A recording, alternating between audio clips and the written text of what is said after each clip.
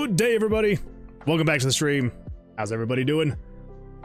Hopefully for the most part, well. Fingers crossed. Fairly, we will miss you, but totally understandable. It's one of those things that's hard to control. So, but good luck with your stream, Fairly. I hope it all goes well for you. And yeah, I guess if I end before you do, we'll all come over and watch your stream. So yeah. Yeah. So, let's see. Yeah, unknown artist. Glad you're here. Salek, super fast tonight. Very nice to see. Who else? Hootie Hend, glad you're here. Welcome. Let's see, a Hody, cast fire. You can't do that on Twitch. Actually, I keep wanting to make sure this is actually working. Okay, it is. I'm always worried, ever since I had to redo my computer, I'm worried that it was broken. And I can't get it working. But it's been working every time. It hasn't had a problem since, so I don't know why I'm so nervous about it. Anyway, yeah, well, welcome everyone. Glad you were here. Jesse, I really hope that things are going to start looking up. That is pretty exciting, though. Your new job's coming up soon, so fingers crossed. Hopefully that'll be a positive change. I hope. Fingers crossed. Okay, so if everyone remembers, oh, it's an ad time. Freaking ads. I even hit skip. What? Okay, no, good. I was like, I hit skip, so there better not have been an ad. But that does also mean that we're gonna have the pre-roll ads for like the next half hour. So if you're joining now, I apologize. So if everyone remembers, I was dared to play the first level of freaking, what's that game called? Geometry Dash. Yeah. Because from what I remember playing it years ago, I was horrible at the game. And so I've now been dared to play the game. So thank you for that. I appreciate that. So really quickly, we're going to see if I can get through the first level of Geometry Dash. And I cannot promise anything because I am playing... I was going to try and play it on my phone, but I couldn't figure out a way to like get it to connect to OBS so I could actually cast the screen, at least not with anything free. There were a whole bunch of paid programs like cast your screen onto OBS, but yeah, could not find anything that was free. So I found a beta of like a Google Play emulator that's like officially from Google, but it's still in beta for some reason, even though it came out like years ago. Typical Google and not actually finishing any of their things. Anyway, so unfortunately this is just Geometry Dash Lite, but I figured if it's the first level, it should be totally fine because I would imagine they have the first level in there. I do have the full version on my phone. I just, again, couldn't figure out how to get it on there. So maybe if I do like super well and I'm like, let's see how much further I can make it in future streams, I'll try and see if I can get the full version working on my phone. So, just an image ad and the dash. Dude, this is going to be so sad. Oh, dash is not on light. Whoa. I was told the first level. That's what I was told. I know that I was then second dared to play the hardest level, but I never agreed to that. I only agreed to the first level of Geometry Dash. And then depending on how well it goes, I may do more. We'll see what happens. But yeah. So we're gonna do that. We're gonna do that really quick, and then we're gonna get some game dev stuff. But let's see how many attempts it takes me to freaking get through this level. No practice mode? No practice mode. We will not do any practice mode. I can beat, I bet you can beat level 1 in 20 tries. 20 tries? Now, when we say beat, are we meaning collecting the 3 coins as well, or just making it through the level alive? All the coins? 20 tries, all the coins. We're gonna see how that goes. No, just get 100%. All right, we're gonna aim for 100% in 20 tries. If I get it in under that, then we're gonna try and get all 3 coins in under 20 tries. We'll see what happens. Also, I don't know what button I'm supposed to press to actually do anything, because again, it is running in an emulator, and so it doesn't see my keyboard as being attached or anything like that, so I think I just click. So we're gonna try, we're gonna see what happens. Yes, let's give this a try. If all coins, 50 tries. I don't know if I want to try 50 times, but right click, I think. Yeah, it's gotta be one of the clicks, pretty sure. It's like any, okay, all right, here we go. Well then, let's give this a shot. We're gonna play Geometry Dash with lo-fi music, so that's gonna be exciting. I was going to have the Geometry Dash soundtrack playing, but I don't know if it's copyrighted. I don't know. So I was like, yeah, we'll just go with the music that I know isn't copyrighted. So here we go. Let's see what happens. I've got no... Okay, there we go. All right. So it's just click. This is going to be really weird. All right, here we go. Oh, this is going to be so weird clicking instead of tapping. All right, it's fine. We're good. We're good.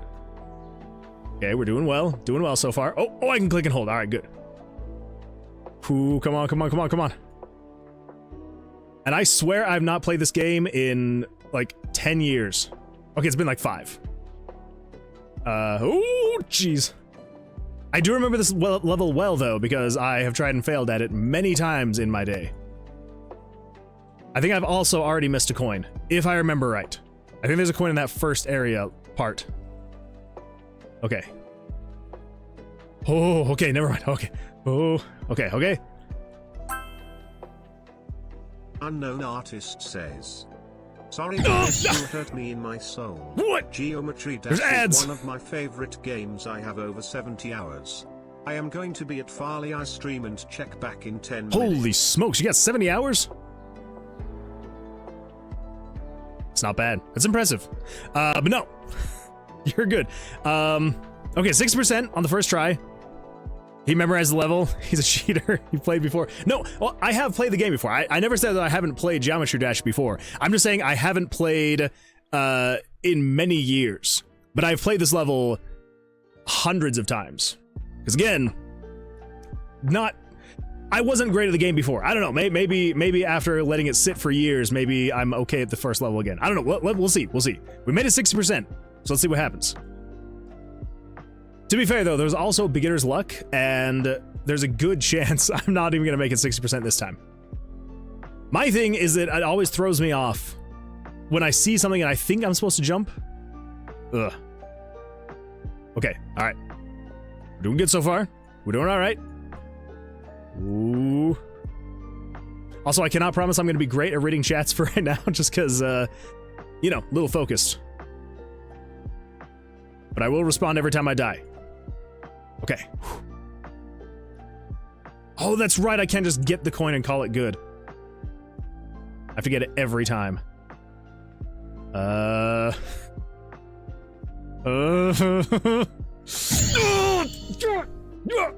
we're good. Oh, jeez. I forgot it auto restarts.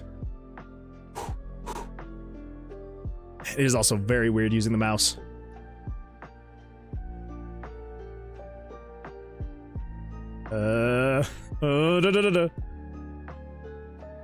Okay, this rate, so I made it 6%, and then I gained another 3%. At this amount of loss, it's probably gonna take me about 1,000 tries. So stay tuned. Oh, I can see the chat's moving, and I want to look and read so much. This is why I don't think I could ever be like a gamer streamer, like playing games. Ooh. Hooty Hens just redeemed stream. What? I can't stretch now. You're just trying to kill me, aren't you? Come on. Okay. Okay, alright. Oh, there's another coin. I missed it. Okay, alright, that's fine. We're gonna remember that. It's fine. It's all good. No! Oh, okay. Alright, we're good. Everything's fine. I am tensing up so much right now. Oh, I'm so tense. I'm gonna crash into something. I just know it. Okay. Oh, okay. Alright. Oh, what was that? Third try? Okay, alright, third try, but I only got one coin. I'm missing 2. Whew. Alright. We're gonna see if we can get the other 2 coins. Oh my gosh, my vision is already going crazy. Fairly was right. My vision is already going crazy. Oh my gosh. Let's see. The bright one says, FWIW? Composers for indie games are usually very friendly with sharing with streamers. I think I had a viewer once, and Danny Baranowski still gave me permission to play the Super Meat Boy soundtrack. Really? That is super cool. I guess that's true. They probably are pretty lenient on allowing people to use the music. I could switch the music, I suppose. Do we want to switch the music? Switch away from the lo-fi and do some... Oh, seriously? Really? Ads to get to the settings? Come on. Oh, it just takes me back to the menu. So there is no settings in there. Okay. All right, so we got 100%. Let's turn this up. All right, I think that should be good. Is that good? It's like not too much. I think that's all right. I think that's good. I think that's good. I play a lot. I personally use space. Oh, see, I don't know if space would work in this emulator. Maybe. Click Like a Cat says, love the game dev. Okay, I did explain that I was dared to play the first level of Geometry Dash. So it's gonna happen. It's gonna happen. Add 1 over second is 15. You got 3 more %. Oh my goodness. Oh no. Oh no. Welcome the Coppinger and your 48 amazing audience members. Hello everybody. I know that this is doesn't look great. The Coppinger. I was dared by my audience to play the first level of Geometry Dash, and I got it in 3 tries. So I'm pretty happy with that. We will try again. Oh my! What the? Welcome to the Moonwood Alliance, the Coppinger. Thank you so much. Thank you. I appreciate that. Well, thank you so much for the raid, for the follow, for the sub. Holy smokes. Well, for that, we're gonna get back to game dev stuff, but holy smokes, thank you so much. I appreciate that. Well, welcome everyone. Glad you're here. We are making a game called Tower of Vercilias. Let me get some stuff pulled up. Again, yeah, it was we were dared last stream to play. Oh my goodness! Thank you for the follow. I appreciate that. Yeah, we were dared to play the first level of Geometry Dash on our last stream, and so had to stick to that. But yes, we're gonna get to the game dev stuff. I honestly did not think I was going to beat it, especially not in 3 tries. But yeah. So maybe another time we will try to get all 3 of the coins. For now, I'm going to just kind of stick with that luck of getting it on the 3rd try. But yeah, so welcome everyone. Glad you're here. We will really quickly, I will just show you really quick the project we're working on, and you can decide if you would like to stay, if you'd like to follow, and anything in between. So we'll get into it. So yes, so Tower of Vercilias. It is a dungeon crawling roguelike RPG. It is a kind of old school look and feel. You play as I did not want to go to the main menu. I want to go to the town. You play as a bounty hunting adventurer. You are going into a tomb of a wizard who has a bounty on his head. The bounty is from the king, and yeah, so basically the wizard used to be the king's wizard and started looking into and researching dark magics, and the king was not a fan of that, so he wanted to get Vercilias, who was the wizard. He wanted to hold him accountable for the dark magic that he was researching, getting into. Vercilias, not being a fan of that, decided he was going to put a curse on his tower so it would ever be shifting and changing, so that no one could ever get to him, which he was successful in. No one could ever get to him, but no one has ever seen Vercilias come out of his tower, and so everyone assumes he also got lost in his tower and he has died in there. So it is now called the Tomb of Vercilias instead of the Tower of Vercilias, but the bounty is still out, and so you, like many other adventurers, are going into the tomb to try and navigate its unnavigable labyrinth of rooms to try and find Vercilias and bring him back dead or alive to the king. So yeah, so basic general gameplay is there is a town that works as your hub. Here there will be different NPCs where you can get quests. You can trade with them. Some of them, this guy here, he's got a spell book that will help you be able to deal more damage. And yeah, so that's kind of the idea of the town is, yeah, you can buy, sell, trade, get quests, get to know their stories and all that fun stuff. And then if we head into the tomb, oh yeah, every time you go into the tomb or anytime you progress a level, you'll be able to get a perk card. So basically it will have a buff and a debuff to kind of mix up your run each time. And so you'll just kind of pick and choose. Do you want more HP at the cost of losing some pyro damage? Do you want more wisdom at the cost of losing geo damage and all that fun stuff? So, and they'll stack over time. So as you go further and further, you'll have to take the good with the bad, and hopefully it'll kind of mix up the runs a little bit. But anyways, yeah, so from there, it is a randomly generated tomb every time, thus the whole, it's shifting and changing every time. That kind of plays into the whole story part of it. But as you go through, you'll be fighting monsters, collecting D20s, which are basically magical runes you'll collect. As you collect them, you'll be able to merge them together to create more powerful runes. And yeah, and then these runes are used to be able to upgrade your spells. Now, as far as your spells go, basically the way that the combat will work in the game, let's go find a monster really quick. I think I've actually turned off monster spawns. Crap. Here, we'll just go find the mini boss really quick, and then I can show you what the mini boss combat is like. So let's go down to room 21. This will be the exit obelisk. So basically on every floor there will be an obelisk. They'll be able to either teleport you to the next floor. It will teleport you to the next floor. And there's one of two options. You can either sacrifice some health to be able to just activate it as soon as you find it, or each floor will have a mini boss, and you can be able to attune to the obelisk, and it will reveal on your mini map where the mini boss is to kind of be like a general direction of where you should be heading. Yeah, and then once you get to the mini boss, basically the idea is combat in the game is based off of Blackjack. And so yeah, so you just play Blackjack against the monsters, and basically if you win, then you get to deal damage. If you lose, so either you bust or you don't draw high enough, then the monster gets to attack and get you. So I did a really good draw, so I got 20, so I will stand on 20, and then the monster will take his draws. And if you know Blackjack, then you kind of know how it all goes. Yeah, so there will be a little bit of like teaching for people who don't know Blackjack. Not necessarily going to train you on how to be good at playing Blackjack, because if I could train someone on how to be good at playing Blackjack, I would be in Vegas teaching people how to play Blackjack well. I do not play Blackjack well. I'm sometimes maybe a little bit too risky, like right now. Oh, thank goodness. And sometimes it pays off and other times it doesn't. Anyway, yeah, so, and then basically the general idea, you will notice that the cards are a whole bunch of different colors, 4 different colors actually, to be precise. It's not just black and red, and the suits on them are not the typical, you know, diamonds, hearts, clubs, all that fun stuff. So these are correlated to your different elemental spells. So Pyro is red, Necro is purple, Geo is green, and Hydro is blue. And so if I were to play, you know, these 3 cards, it would you know, cast my Hydro spell and 2 Pyro spells. And yeah, so if I stand here, as long as I actually win, let's see if I win. Okay, cool. I won. I won. So I was able to do, right now, 3 damage, because each one of my spells only does 1 damage. But, like I was talking about, in the town, there is the Mages Guild, where you'll be able to talk to this magician, and he has a spell book that you're able to use, and in the spell book, you can upgrade your spells.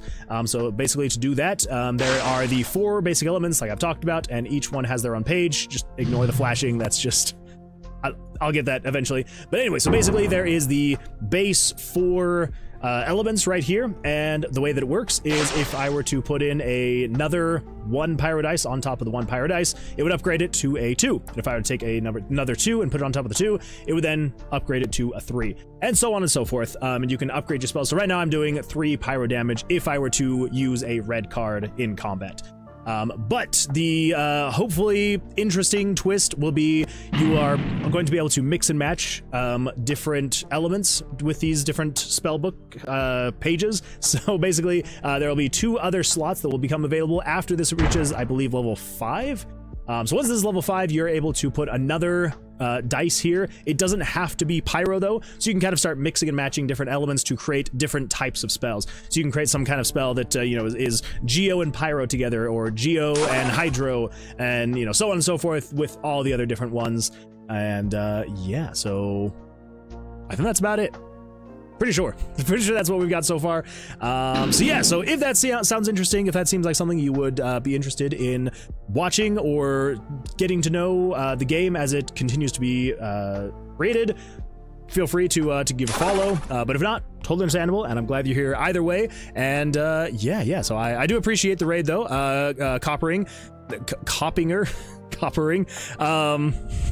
How'd your stream go? Hopefully you're still here, and but yeah, hopefully you had a great stream. Did you get a lot of stuff done? Let's see, what have I missed? Personally, space, love the game dev. You got 3 more %, ad is over, and then we've got the stretch from Hootie Hand. All right, everybody, we're getting ready for a good stretch. Oh, I'm ready for a good stretch. Here we go. And the other way. Oh, and backwards. Oh, that was a good stretch. That was a good first stretch. Thank you, Hootie Hand. I appreciate that. Don't read this, don't mess up. I appreciate that, bright one. Let's see, ads over. You missed one before the end. Oh, I knew that I would have forgotten one. I knew I forgot it somewhere. Lo-fi Enya slab. Wait, there's Lo-fi Enya? I'm gonna have to go find that and see if I can use it copyright free. The final coin is in the last ship section at the top of the second block. Oh, okay. Well then, I'm gonna have to remember that for next time. Yensley, yeah, so Coppinger, do it live. Hey, we got ourselves a salute. Love the salutes. Change back to Tower of Vercilias. Oh, wow. Don't worry, they'll be gone in 5. No. I'm sure they'll still be here. They'll still be around. But, yeah, Coppinger, I do appreciate, the raid, the follow, the sub. Absolutely fantastic. Miggy Hara says hello. Hello, Miggy Hara. How's it going? 48-person raid? I know, it's crazy. Half of them left. It happens. No worries. Let's see. Wow, 48-person raid. Best clip ever. Would recommend to watch. Is the cat in the game yet? The cat is not in the game yet. One day she will be. Let's see. When the cat going to be added? Eventually. One of these days. 3 hops this time. Now that you mention it, sorry, I can't follow you. What? You can't follow me? What? That's okay. Totally understandable. Sad, but understandable. Are you planning on adding more shopkeepers? Yes, actually. So as of right now, we've just got the 2. So we've got the inn and we've got the Mages Guild. I guess not necessarily shopkeepers, but NPCs. So we will have, so when you visit the church, there will be, I just haven't created the graphics for it yet, and we haven't actually fleshed them out, but eventually there will be a person in the church. Basically, the person in the church is going to be the person that's responsible for reviving you when you die, and so he's going to be the one that is basically giving you the quest line roughly for him right now is he was actually one of the original people to go into the tomb after the curse was laid on it, and so he was actually responsible for putting in all of, and spoiler alert, but I mean, you guys are watching the dev, so you're gonna see this eventually. He was the one that actually put in all of the magical obelisks. So he knew that you couldn't just go from floor to floor, because Vercilias was like, well, I'm just gonna cut off the floors, but then I'm also, so he basically was able to use magic to connect these obelisks inside of the tomb to be able to help you progress further and further.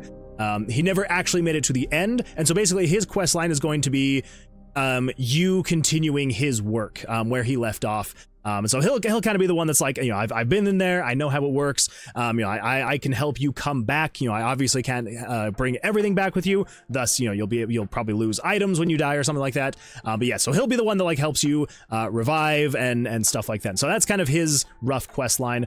And then the tavern is going to be a husband and wife. There's also going to be other NPCs in here that you will be able to play different card games and maybe dice games and things like that. So this will almost kind of be like a little mini game area, the tavern, but also, you know, quests from the you know, tavern keepers, the tavern keeps. So yeah, so there are going to be more than just those 2. There are going to be at least 3 other NPCs plus others that you're like playing the games against. I don't know if I'm going to add more than that. Again, I'm trying to keep it so that I can actually finish the game in a relatively small time frame, so this doesn't stretch out years and years and years. Let's see. You were playing Lo-Fi Enya before you switched to Geometry Wars soundtrack from Lord of the Rings. I guess that technically would have been, huh? I didn't actually think about that. It was always, I was always like, yeah, this is Lord of the Rings, because it's like Lord of the Rings lo-fi, but I never put 2 and 2 together that Enya was the one that made the song for the Lord of the Rings and that's made into lo-fi. Oh my gosh. How have I never put that together? Okay, that I'm actually very, I like that. I should have put that together sooner. I already did after I said hello. Oh, you did. You followed 12 minutes ago. And I appreciate that, Miggy. Thank you. I appreciate that. Maybe more monsters? Yes, we are also going to be adding more monsters as well. So I can't do the follow after you mention it. That's my bad. That is my bad. I'm sorry. It was a lot going on. You'll have to forgive me. I'm sorry. I apologize. If there was a seal NPC, what would it be? Wait, a seal NPC? Like a seal? Like a seal? Or something else? I just got a Colonel Panic. What? Just blasted Colonels in their panic. Tell it to stop. Tell it to stop panicking. Also, Rebel X. How you doing? Let's see, Miggy Harris says, so at some point there will be areas in there without the obelisks. Yes, and I'm still trying to figure out exactly how I'm going to handle that. That's like the rough quest line idea, because I can't have it be like, oh, this person made it all the way to Vercilias, because then it's like, well, then why didn't you, like, if he's dead, then why didn't you get him? And if he's not dead and he's still alive and you turned back, then that means he is alive. So yeah, still trying to figure out exactly what we're gonna do there. But we're gonna get there eventually. So that's kind of like the general idea we have right now, is you're like picking up his work. And that's like, because here's the thing again, all of the quest lines for all of these NPCs, they're all optional. You don't have to do any of the quest lines here. If you want to just explore the tomb, fight monsters, play Blackjack, and get all the way to the end, every single quest line is 100% optional. Like, I don't want you to have to play or feel like, you know, like there's not going to be a way for you to be able to get to the end without doing the quest lines. I would assume most people will probably want to, but yeah, they will be 100% optional. So I want it to be able to make sense if you like reach a certain place. I don't want the player to be like, what the crap is happening here? Like, what do I do? Yeah, so I'm gonna have to figure out how we're gonna actually make that work. We'll see. I told it to stop and it did. I rebooted. That is a great way to tell it to stop. You're just like, stop doing what you doing, Colonel.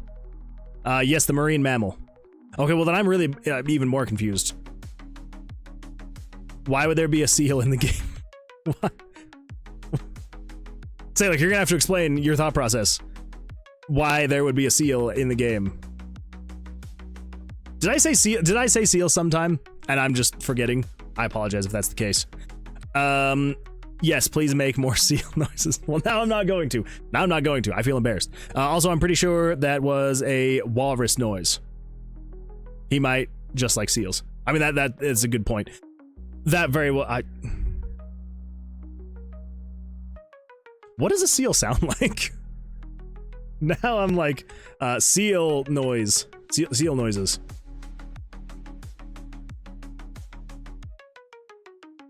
What? So I look up seal noises, and this is what it gives me. Where the frig is my desktop audio? This is what it gives me when I Google seal noises.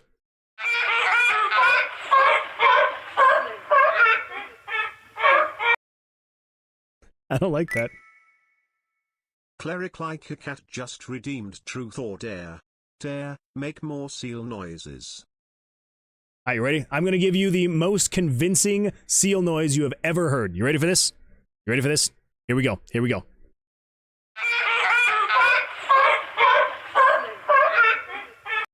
There you go. The most convincing seal noises you've ever heard in your life. Right here. You're welcome. He's gifted. I mean, my mother did not call me special my whole life growing up for no reason. Press X to doubt. Yeah. How you nailed him. I know. It's a special talent I have, I must say.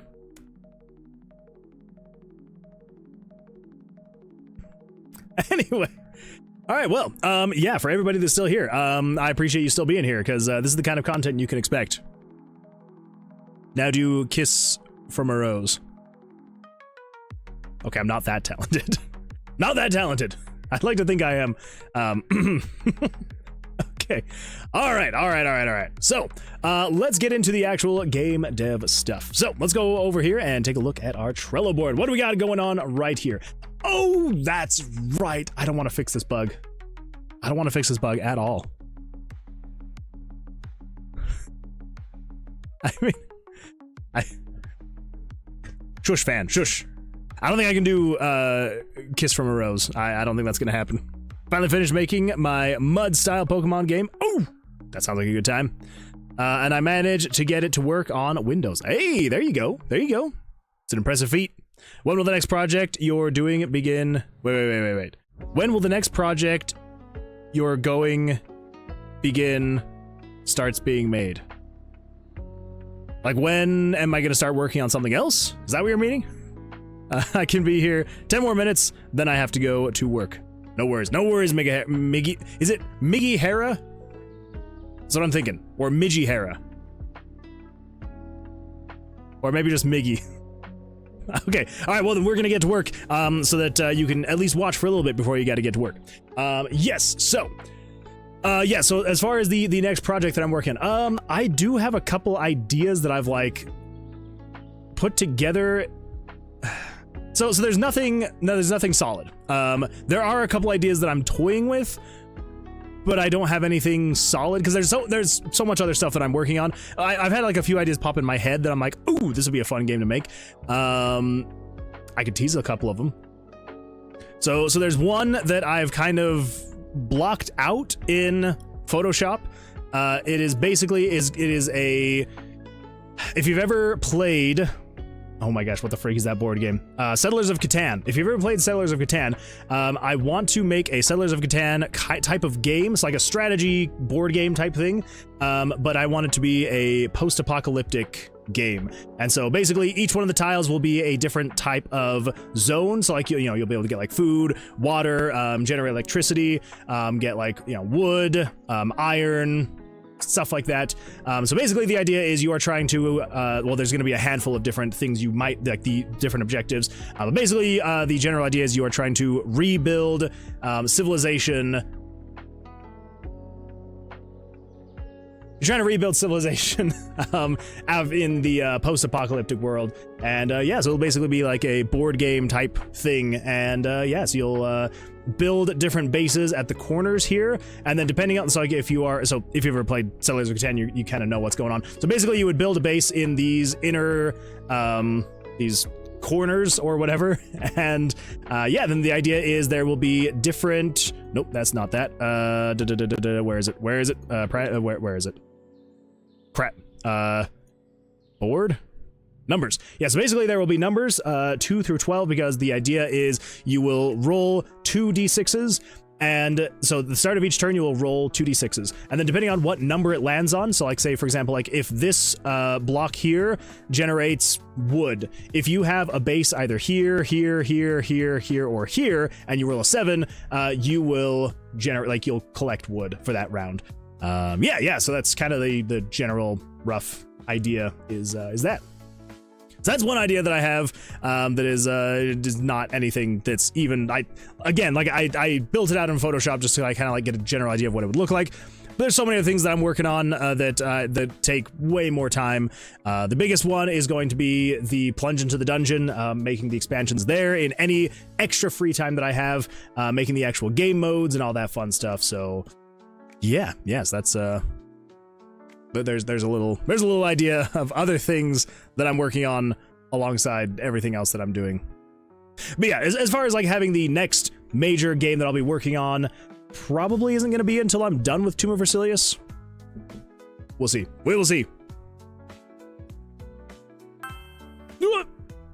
Axel_Benedict says, "Sup nerds, how's y'all day? Did you beat the first level of Germany Dash?" Hello, Axel. Hello. And yes, I did. I actually beat it in 3 tries. Surprisingly. Also, I kind of like it being called Germany Dash. Actually, that sounds like it could be a very dark game, especially depending on the time period it's set in. But yeah. So 3 tries, and I got it. I did not get the coins though. That would definitely increase the amount of times I would have to actually be working at it. But yeah, to be fair though, even though it's been years since I've played the game, I have played that first level hundreds of times, so it was kind of like a, you know, remembering like the back of my hand kind of thing. It was easy enough to like pick up and start going again. If I were to play a completely unknown level, there's no way I would have beaten it. Not a single chance. The green screen gap is killing me. I apologize, but I fixed it now. I fixed it. It's 5 a.m. in Germany, and it is Miggy, not Midgy. Okay, all right, fair. Also, you're in Germany. That is super cool. I like that. And 5 a.m. Holy smokes. And you were up watching live streams at 5 a.m. Jeez. Well, I appreciate that you are here. Oh my goodness, what? Welcome Travis Vroman and your 34 amazing audience members. Travis Vroman, thank you so much for the raid. I appreciate that. Well, welcome. Glad you're here. Welcome. Come on in, sit on down. For all the other viewers that are here already, I know that we just explained the project, but for all the new people that are here, we're going to go through one more time. Let's see if I can perfect my elevator pitch for the project. We'll see. We'll see. Yeah, so welcome everyone. Glad you're here. We are working on a dungeon crawling roguelike RPG that is kind of based on, you know, the classic computer RPGs from like the late 80s, early 90s, that kind of fun stuff. And yeah, so we'll just really quickly go over it if for people who are interested to see if you would want to follow or not.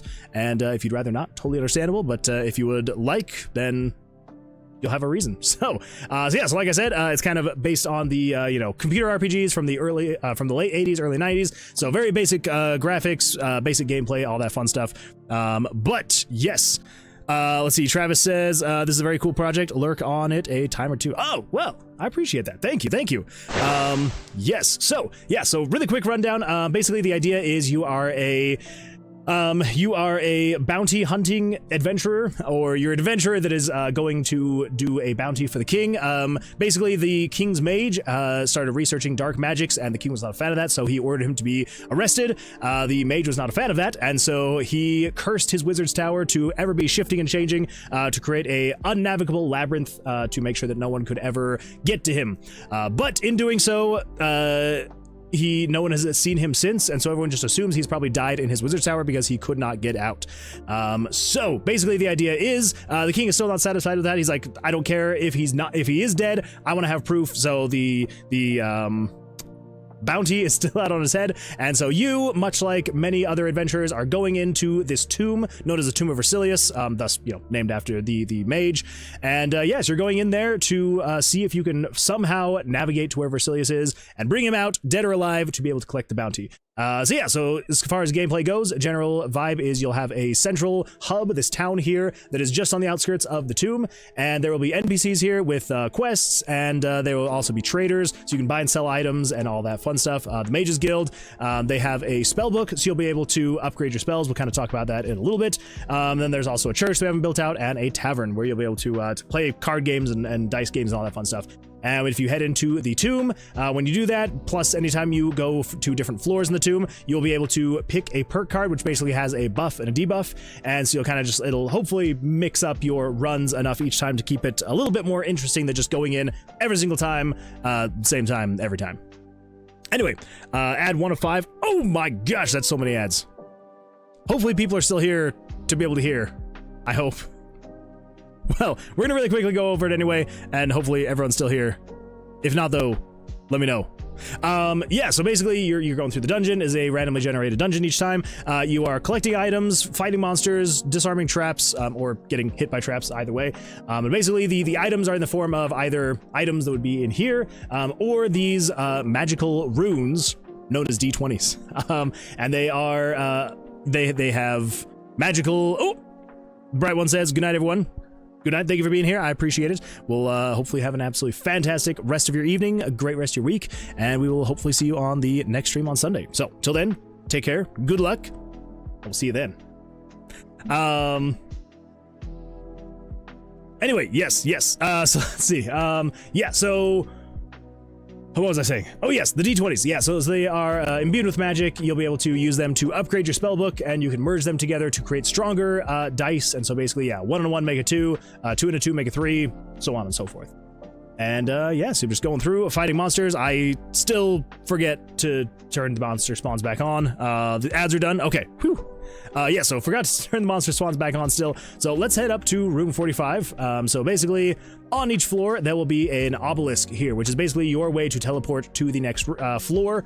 And so there's 2 ways to be able to activate it. You can either do a blood sacrifice, which just sacrifices X amount of health. I think it's like 25% of your health. So it's only 5 health right now, but as you level up and get more health, it will be a larger thing.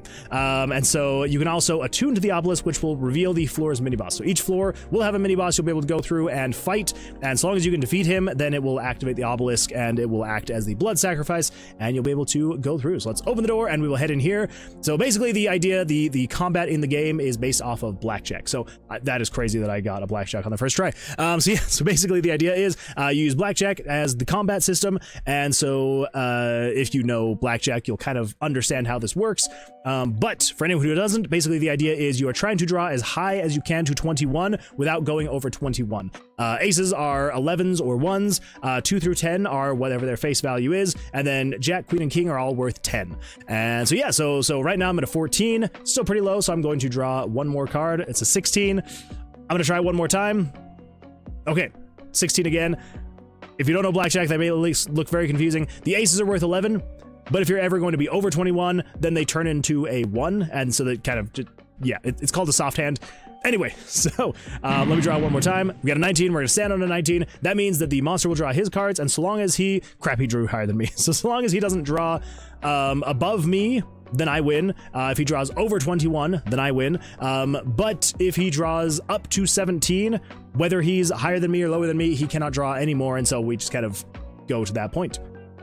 Anyway, so yeah, so that's kind of the general idea, is you're just going head to head with this monster playing Blackjack, and whoever wins, wins. And if you ever tie, basically the way that I'm handling the ties, instead of it just being like, all right, put your cards away, let's draw some more, you'll basically roll a d20, and so you get to choose. Do you think it's going to be evens, odds, 1 to 10, or 11 to 20? I'm going to guess odds. Oh, dang it. I lost, so I took damage. And yes, that is the general idea of the game. There will be quest lines to do, things to explore and learn, secrets to uncover, but for the most part, it's just a game about playing Blackjack, getting stronger, getting better, and eventually getting to the end and finding Vercilias. So that's what we got, and that's what we're working on. So if that sounds like something you'd be interested in watching or learning more about, yeah, make sure to drop a like, not a like, make sure to drop a follow. Unless you're over on YouTube, then make sure to drop a like. And yeah, so anyway, all right, let's get back into this. Let's see, are there any locations featuring water in the game yet? There are not, but I do want to add different. So right now, as it just being the gray brick is extremely boring. So eventually, it's probably not going to happen with the demo, but eventually I do want to have different colored rooms with, like, I mean, it will basically just look like different colors, but I do want to have different environmental rooms. And so there will be different colored bricks with maybe different environmental effects. But yeah, we definitely could do some with water. We could do that. Absolutely could. Let's see, Travis says, unfortunately though, I have work early in the AM, so I will have to catch the VODs. Have a great stream though. No worries, Travis. No worries. I appreciate the raid. Thank you for being here. And yeah, we will hopefully see you on a future stream. And good luck. And good luck with work in the morning. I know that feeling. I know that feeling. It's not fun.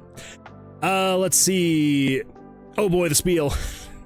You know you like it, Loki. You know you like it.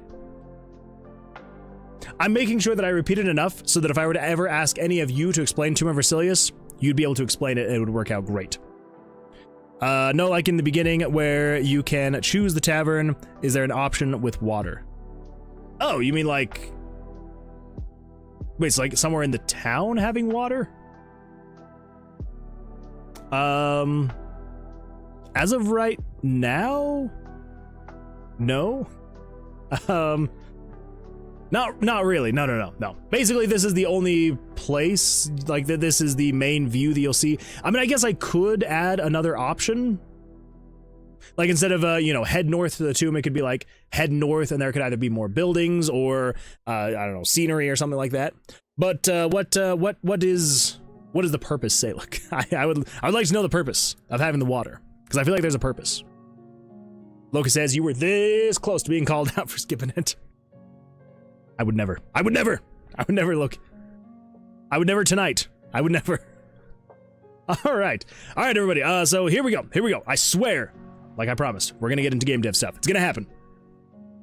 So there is a bug we do need to fix. All right, Salix says, okay, hear me out. All right, I'm ready. So there is a bug we need to fix. So as of right now, when the monster is drawing the cards, let's see, so I wrote down a comment. Okay, so if the monster draws an ace and then a 7, the total score would then be 18. But it should drop down to an 8 with the soft hand, but it just jumps to the monster, not being allowed to draw anymore, and then the player wins. Yes, so basically the soft hands are not currently working for the monsters, and I don't know why. I need to figure that out.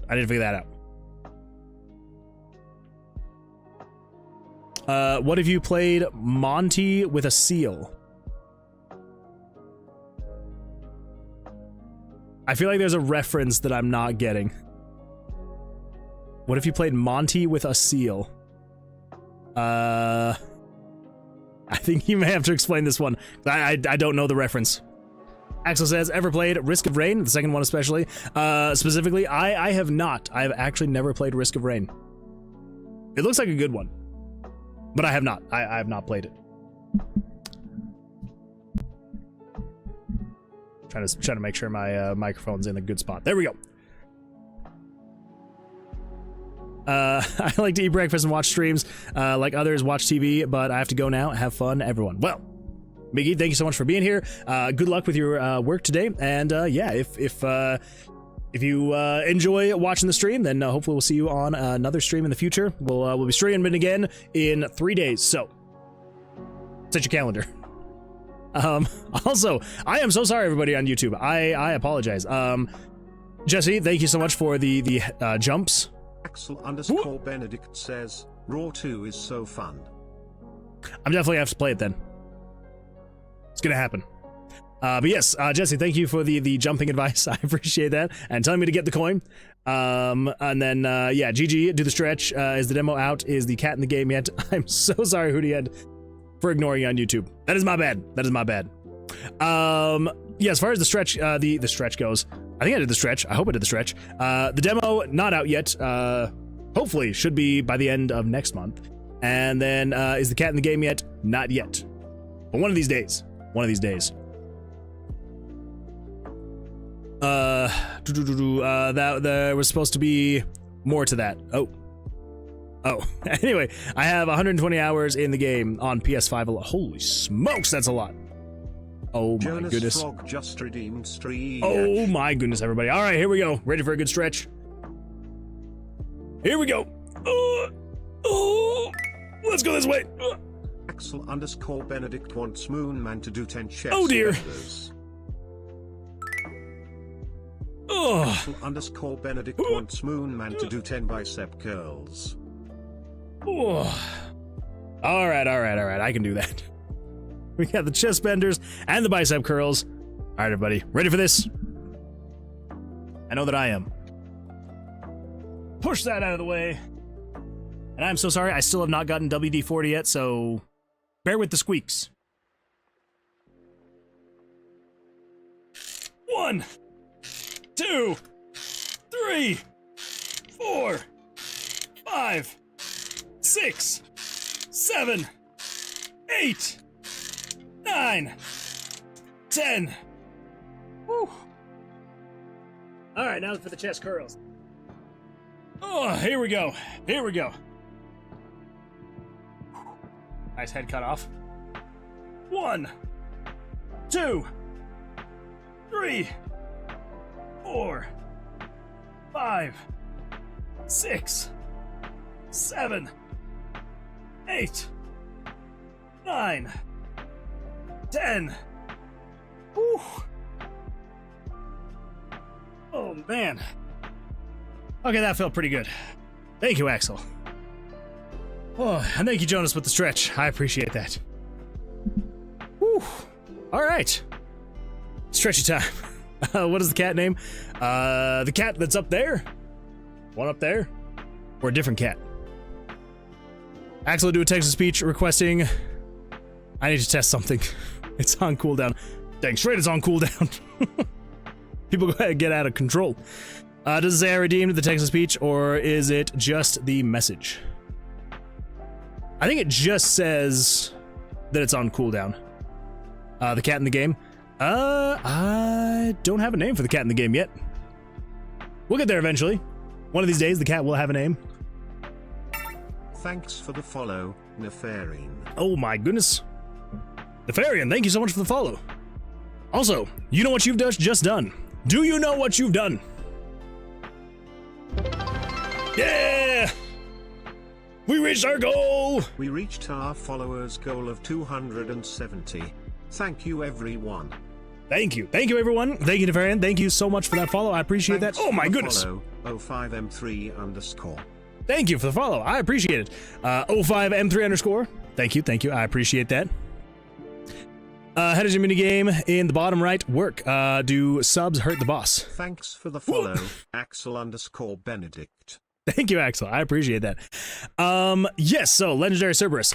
So basically the way that the monster battler works, so if you go to the mana section, there are a whole bunch of different dice you'll be able to roll using channel points, and that is how Thanks for the follow, save for Lek. Thank you for the follow, Salik. Yeah, so you'll be able to roll the dice to be able to deal damage to the monsters in the game. As far as subs hurting the monsters, not right now.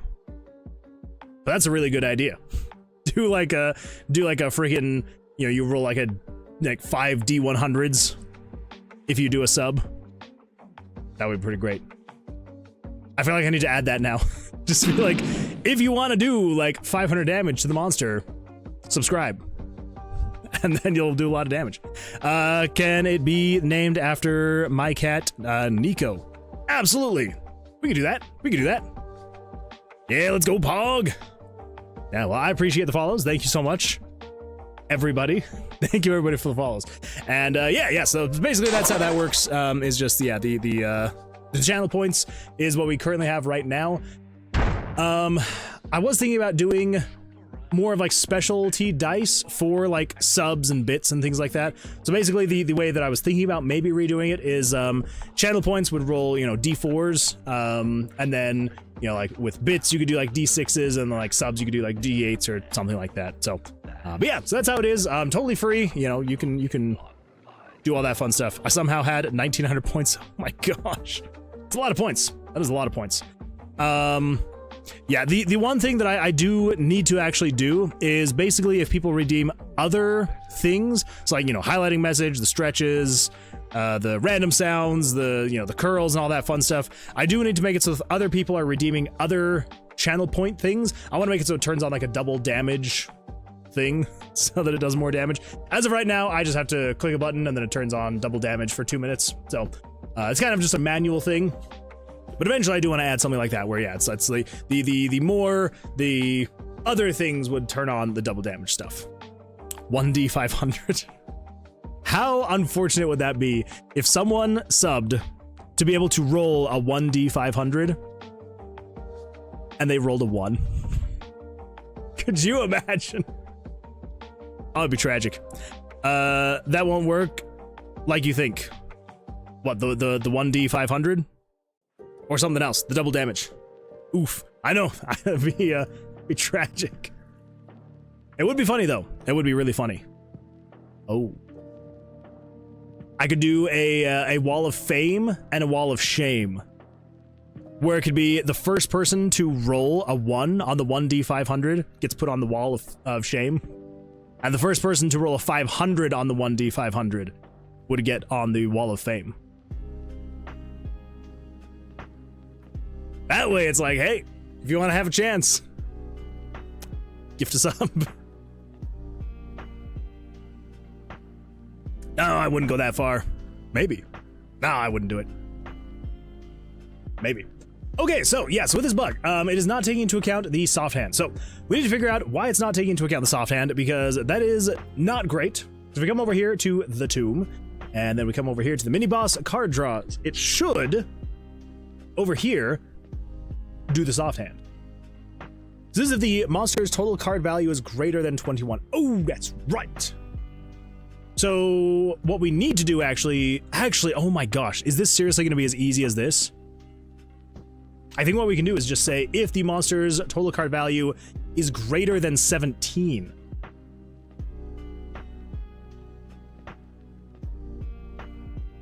Greater than or equal to 17. So if you're greater than or equal to 17, check to see if they have a soft hand. If so, do all this stuff, yada, yada, yada. And then when you get to the bottom here, mini boss bust. But that's not the case, because then it just takes you to bust, turn on mini boss bust.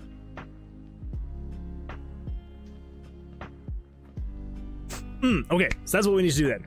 What we need to do is we need to say conditional branch. If Crap, what variable was that again? It's if variable 82. Variable 82. Gotta love the way that variables handle in RPG Maker. If 82 is now greater than 21, then the monster busts. If not, though, then mini boss, check, win, status, sure. So yes, then basically what this does, it doesn't go to bust, it doesn't wait for 30 frames, it doesn't do any of this stuff. But what it needs to do is it needs to, let's wait for 30 frames, and then let's jump to label. Nope, jump to label, check status. Copy that.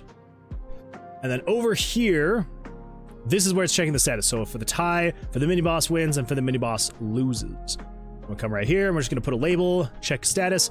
So it will, if the mini boss has drawn 17, and it is a soft 17, it will be able to reduce that, skip past everything, and then draw more cards if it needs to.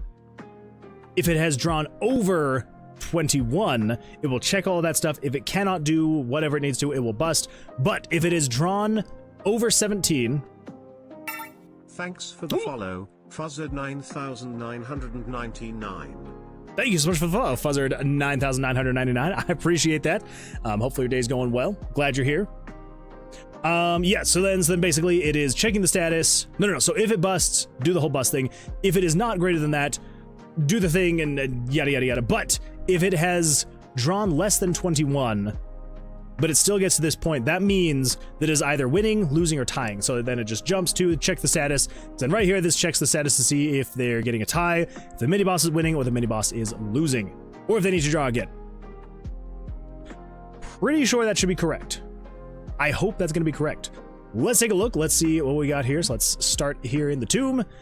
And let's head over to the mini-boss room. So that is going to be room 44 to be able to attune. So room 44, there we go. Attune, okay, let's go back down this way, because why not?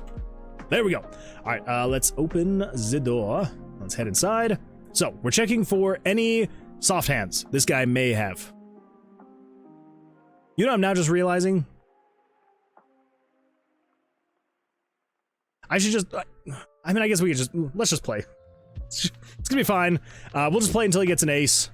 Okay, there we go. 20. All right, so we're gonna stand, draw an ace. So 10, 24, I win. Cool. All right, he's got a 9, 17. I'm gonna stand on a 17. Jack.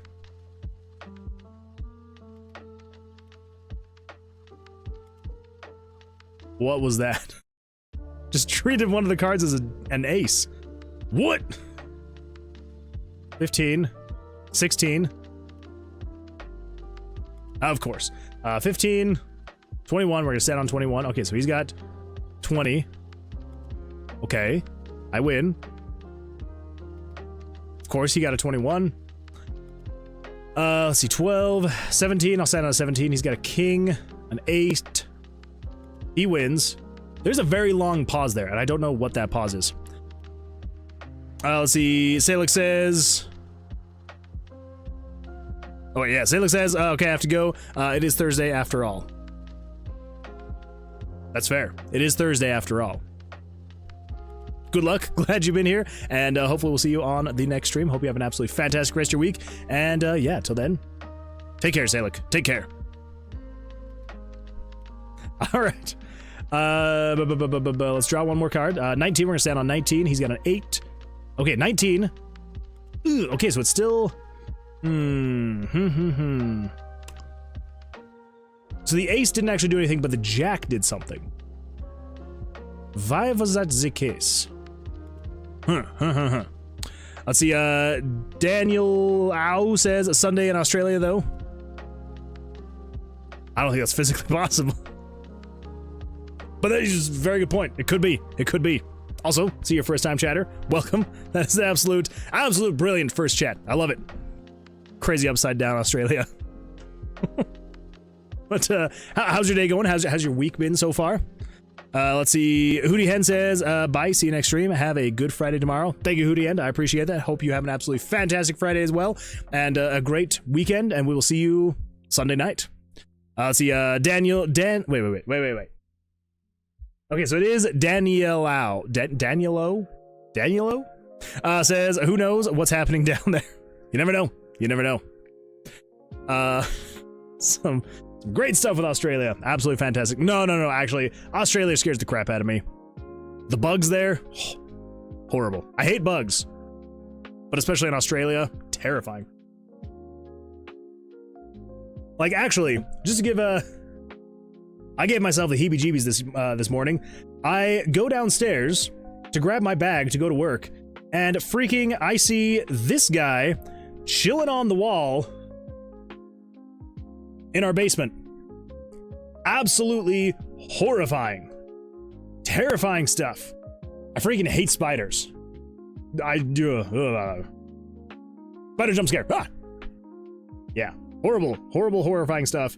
Needless to say, cuddle spider? No. I would not cuddle with that guy. Actually, is there a good way to know if a spider is, like, venomous or not? Like, this guy looks venomous. He just looks horrifying and venomous. Look at him! Horrifying! So I don't know. I assumed it was like a Black Widow, but I don't really see any markings on the back, so I don't know. Who knows? Yummy. Just let it bite you and find out. That's the last thing I want to find out. That's the absolute last thing I want to find out, but yeah, I don't know. Cause yeah, I was like, is this a Black Widow? But then I was like, doesn't a Black Widow have like a red thing on their back? Black Widow. That is not. Thank you, Google. Thank you. I hate spiders so much. They're so freaking creepy looking. Okay, so it's not a Black Widow. Oh my gosh, they're freaky. They're so creepy looking. But like, it's got the same legs and okay, so it's not like as round. Is it like a male Black Widow? Like that looks eerily, creepily similar. Like the legs, it doesn't have like the red things on the top, but it does have like some like gray something. I don't know. Anyway, horrifying. If you are absolutely horrified of spiders, I am so sorry for the past 45 seconds of this stream. I am so sorry. Anyway, the reason why I was just like, okay, Google, thank you.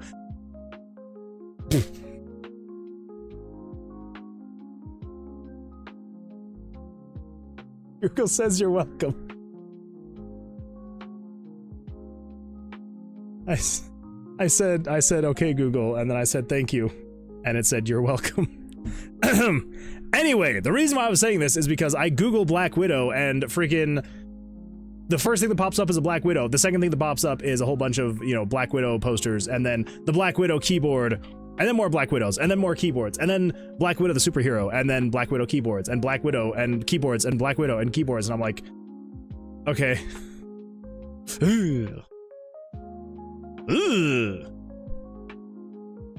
Anyway, and that's just on the images. If you just go to all, the first thing that pops up, Black Widow. And then the keyboard. So, you know, that's just Google. Feed me what I want to see. Might have lost the opportunity to become a Spooderman. I know, I should have taken it. Actually, that probably would have been a great way to get out of work today. Just kind of held on my hand, been like, come here, little guy. Hitch a ride. I mean, what is the best case scenario? Best case scenario is I get bit, I'm sick for a day or so, and then I get superpowers. Mid case scenario, I don't have to go to work for like a week. Worst case scenario, no more Moon Man. I feel like the risk almost outweighs the reward. Anyway, let's get back into this and we'll see what's going on here. So, the monster total card value is greater than or equal to 17. Yes. And then if the mini boss card 1 value, mini boss card 2 value, if it's equal to 11. And then jump to start. Okay. What purpose do you have in bringing this heretic? If 82, if monster total card value 82, So then mini boss card 1, mini boss card 2, mini boss card 3, mini boss card 4, mini boss card 5, mini boss card 6, mini boss card 7, mini boss card 8, mini boss card 9, mini boss card 10, mini boss card, okay, yeah, 10. So then it gets to start. It jumps back up to start. And then if monster total card value is greater than or equal to 17, okay. So why would this have happened then? I don't understand. If the Black Widow superhero bit me, I just have a very good night. You're making good points, Cerberus. You're making absolutely fantastic points. As long as my wife's not here, that would be a good night. It would be a little bit weird to explain to my wife why I have bite marks. But other than that, pretty great night. Pretty great night. Finally, after hours, got me Twitch working. Yes! Congratulations, Jonas. I'm proud of you. I'm proud of you. So, you're equal to 10, which is what it's supposed to be. Like, here it's supposed to say,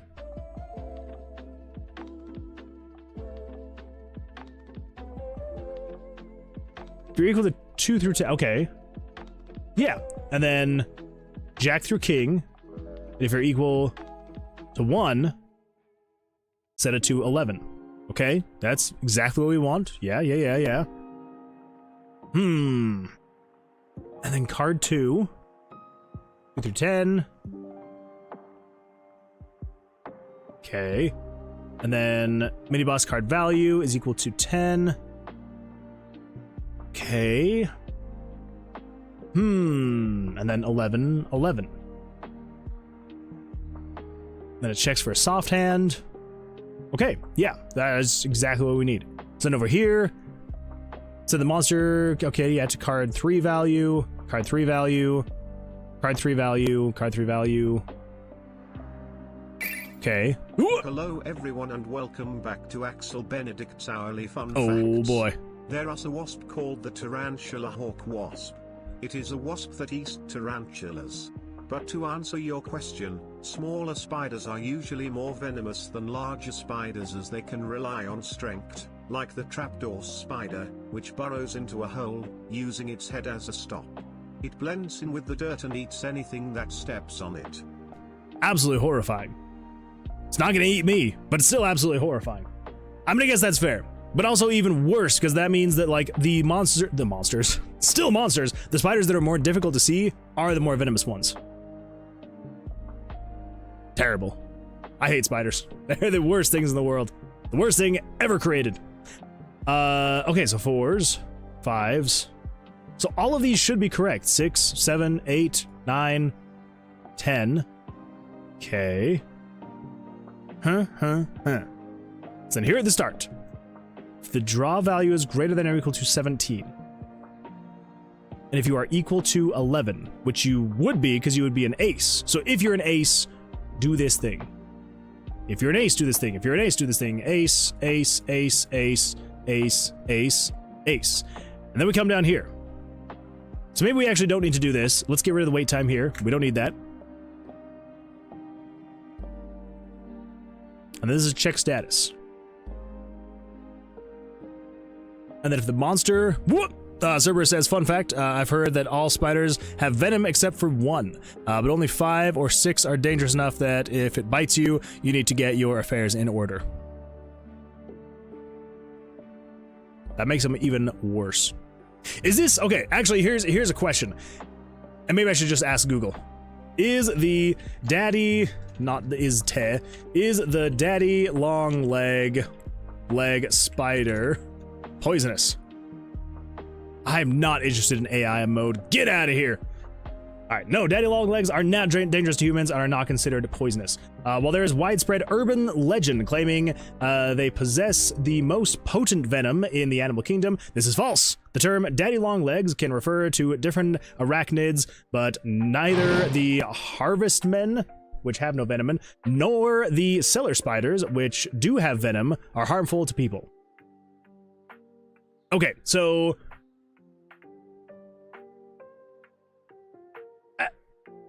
I hate the name cellar spiders. That is terrifying. Venomous. Oh, should we check venomous instead of poisonous? Venomous. The daddy long leg is not poisonous. You can eat them just fine. Absolutely not. I would not eat them at all. No, most daddy long legs are not venomous and are harmless to humans. However, a common myth claims they are the most venomous spider, but they either have no venom, harvestmen, or have fangs too short to bite humans, and weak, non-harmful venom called cellar spiders. The confusion stems from the fact that there are two distinct arachnids commonly called daddy long legs: the cellar spider, which is venomous but harmless to people, and the harvestman, a spider relative to its non-venomous, but it's not venomous at all. Cuddle spider. No, Jesse. No, no, no, not cuddle spiders. Ugh. Yeah. I hate spiders. They're the worst. They're the worst. Although on the topic of daddy long legs, daddy long leg meme. This is probably like one of my favorite memes of all time. Here we go. It's beautiful. I don't want to be signed in. Get out of here. Get out of here.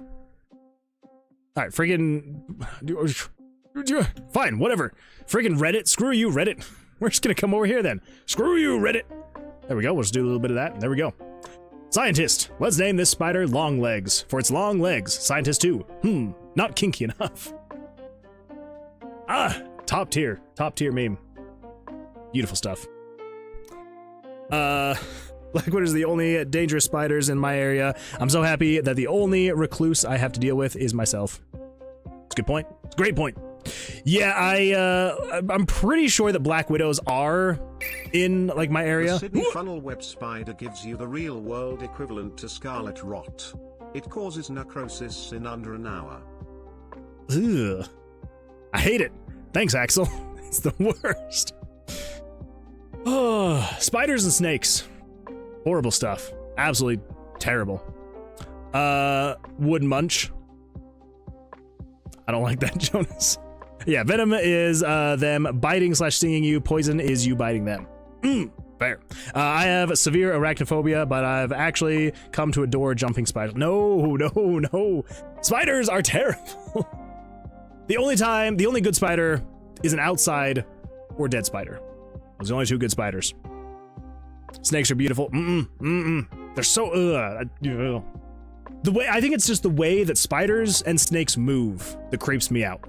Like, I know that most of them, especially the ones where I live in freaking Utah, the majority of snakes and spiders here, I could literally just like step on and I would be fine, with or without a shoe. And I know that. It's just like the way they move. I hate it. Jumping spiders are not spiders. They're tiny puppies. Cerberus, no, they're not. You've been deceived. It's the movement for most people. Yeah, the movement is what kills me. I don't just like the way that you like watch the legs all move in like their weird creepy way, and the snake is all slithery and slow and just again gives me the heebie-jeebies. I don't like it. Spiders move their legs via hydraulics. So there's that fact for you. Maybe that's what I don't like. I don't like hydraulics. Do you drink dirty soda? Because I'm in Utah.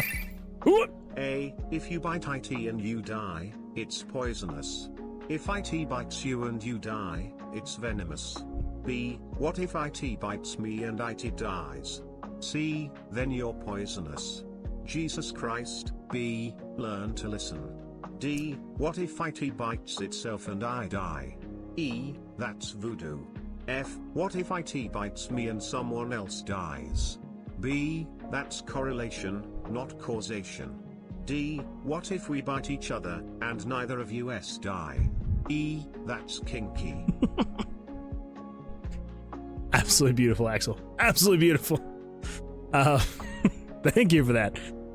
Yeah, as far as dirty sodas go, no. I mean, I have drank them, but I don't drink them. If someone gets me a dirty soda, I'll drink it, but I do not understand the freaking... I don't understand how people are so obsessed with dirty sodas. It blows my mind. The amount of soda shops here in Utah, it's crazy. Yeah, it is a very rare occasion. Like, the last time that I had a dirty soda was like months ago, and that was someone else bought it for me. Before that, it was years. So, text-to-speech can't separate words and abbreviations. They really can't. Well, especially if you capitalize IT, it's gonna say IT. So, you know, it do be how it is. All right, everybody. All right, so let's find out what the freak is happening here. Was I still trying to figure this out, or do I think that I figured it out? Check status. I don't think I really changed anything yet, so it technically is not going to be working yet.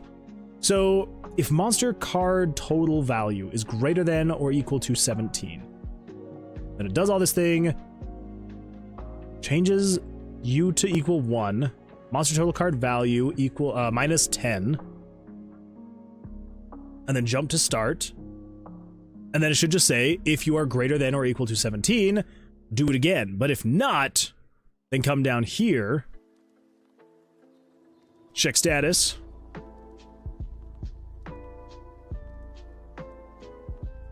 and then we're just saying, if you are greater than or equal to 17, then you need to do this thing.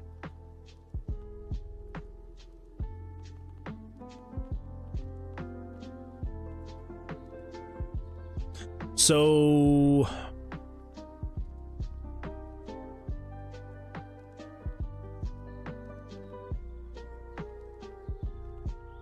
yeah, because then it just gets down to the end here. So after it's gone through all of this, then it would say, if monster total card value is greater than or is just greater than 21, then it busts. Else, then it should just be able to say, so long as you're not greater than 21, and then just check the status. Yeah, that should literally be it.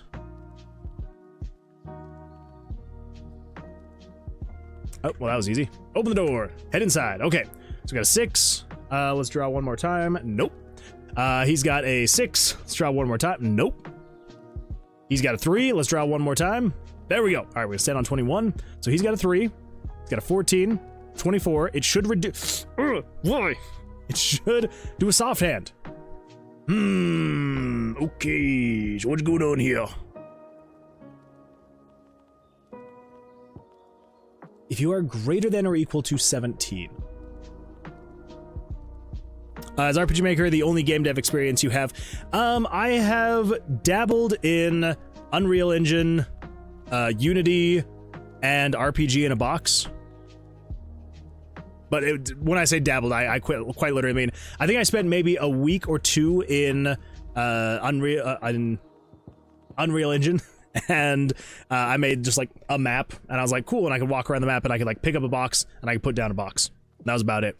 And then, yeah, and then Unity, I did spend a little bit more time in Unity, because I did think about actually going with Unity. That one I maybe gave it like a month-ish that I was working on stuff. I barely got to the point where I was like, you know, I was figuring out dialogue and, you know, trying to figure stuff like that out, and I was just like, this is not for me. And then RPG in a box, I spent a few months in, really trying to learn that one. I really wanted to start being able to try and use it, and I don't know. I hit a wall, and I was just like, I can't figure this out. So the majority is definitely RPG Maker though. Let's see, I've dabbled in never installing Unity. It's a good way to go, which I'm glad that I didn't stick with Unity, because I mean, I know they went back on their pricing stuff, their pricing structure changes. That was a fun controversy. Scratch is all you need to make make AAA games. You're not wrong. You can make some pretty great stuff in Scratch. I'm still tilted about the Unity fiasco. Me too. Me too. And I probably always will be, even though they went back on it. I'm like, just because they went back on it doesn't mean they might not go back again on going back on it. You never know. So why the crap is it not doing this? So let's go check variable 82. So first and foremost, let's come in here. Card number 2, we're going to set you to always be 1. You will always be an ace. So the top card will always be an ace, so we can check this and just kind of see what's going on here. So let's come over here. We're going to say go to room 41.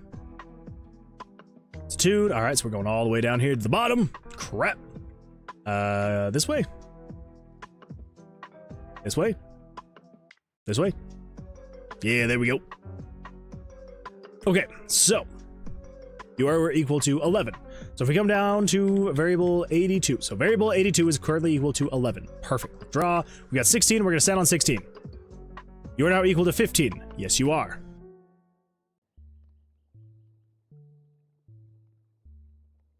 That actually worked correctly.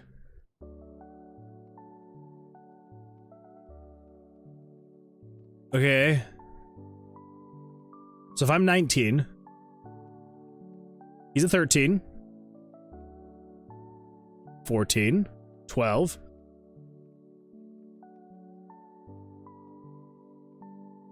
Why are you working now? You literally were not working. 16. You would have been 17, 18. And then you reduce. Okay, so then you would have been an 8. 18. Why are you working now? I don't get it. 12. 22, okay. 18. Of course you got a blackjack. Okay, there is some bug here that's not great. Is it the blackjack? I think it might be the blackjack. Yes, once they toast us, they can do it again. It's true, it's true. Yeah, Lord of the Rings remix. Oh, yeah, I do love our lo-fi Lord of the Rings. It does make me very happy. So is it with the ace? Maybe it's the ace that's kind of the issue. I was going to ask a game dev question, but I don't know if anyone would be able to answer it. Yeah, I definitely cannot promise that. Depends on what it's in relation to. You could maybe ask. There are other game devs in the chat, so maybe someone else will be able to answer the question, depending on what engine it's for and the context of the question. But feel free, feel free.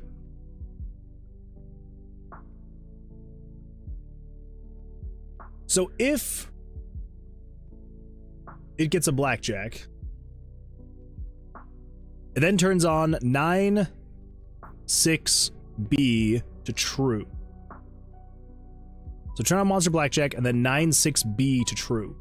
9-6B is here. So then, and then it turns on monster blackjack. So if monster blackjack is on, jump to monster blackjack. Okay. So we got bust. So this is if monster blackjack is on. So tie failed, turn on. Monster blackjack. Oh, but tie failed, turn off. Monster blackjack, turn off. Draw damage running total set to 0. Player being damaged. Player health. Exit event processing. Player being damaged. Do. Okay. So we need to control variables. So first of all, we need to set 82 to equal 0. Is that in here? So 34 through 35, 37 through 47, 1050 through 1060, 81 through 83. Okay, so it's already being covered. And then 501 to 522. Okay. My ears are open. Mutation Avery is ready to listen.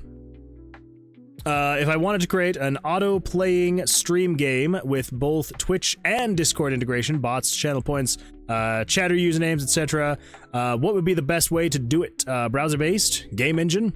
Ooh. That is a very big question. Ooh, with Twitch and Discord integration. Yeah, I can't really speak for the Discord integration. The Twitch integration, it was a bit of a pain to get working in RPG Maker. But yeah, depending on what game engine you're using, I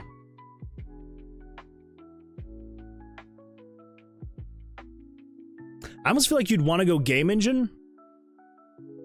Just because I feel like with it being browser-based, you run into potentially more issues because it was not running locally. In my opinion, what engines you know best, but if it's Discord, you probably want it up 24/7, right? Might need to figure out server things too. True. The VPET manager was done in Godot and worked pretty well. Yeah, that's true. That's true. Yeah, Loki does have Twitch integration stuff with his VPET manager. Yeah, so Godot is able to do it. I don't like Twitch chat being cluttered by bot commands, so I had the idea to have chatters use a Discord channel for commands. That is a really great way to do that. I do like that. I should probably do that with my channel eventually. One of these days. But yeah, so there's my 2 cents. That's all I can say on the matter, because I am not experienced enough at all. So in what relation is this actually? Because here's the thing: is that, like, this doesn't happen every time. This is not a bug that happens every time. It's just every now and then it will happen. And I don't know what's causing it to make it so that the monster cannot draw anymore. Let's go up to room 16. Let's see. Okay, so we gotta go over this way. Up, up, up, up, over, oh, up, over, over, open, and up. So he draws. He got a 21. Okay, so it's not even just when he gets a blackjack first time. Good to know. 16. Okay, I should have stood on 16. 15, 21. Okay, there we go. So he got an 11. 19. Drops down. 19. Okay. Maybe I did actually make a change and I just don't remember what it was that I did. I feel like I'm losing my mind because I'm like, what did I actually change to fix the whole soft hand not working thing? I don't remember doing anything. But now I'm like, well, it's working. Now the only other thing is it occasionally not allowing the monster to draw cards again. And I don't know what it would be that's making that happen. What if I make it so he wins? Does that do anything weird? I think I found it.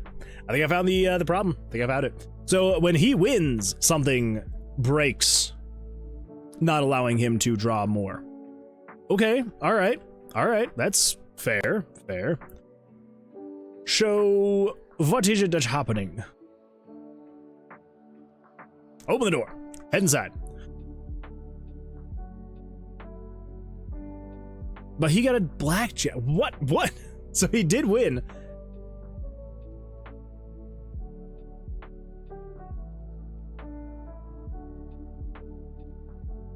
Okay, so if I stand on a 14 and he gets a 12, 16.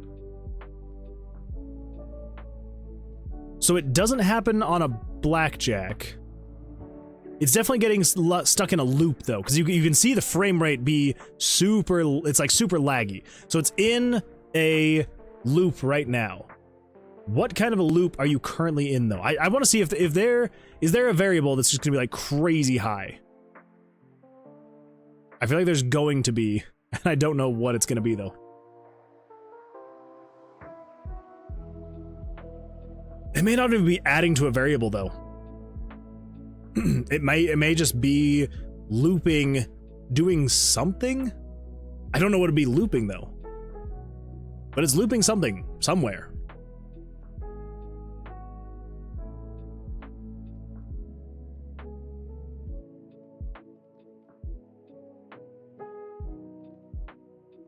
Okay, well, yeah. So it's not looping and adding to a variable, but it's looping somewhere.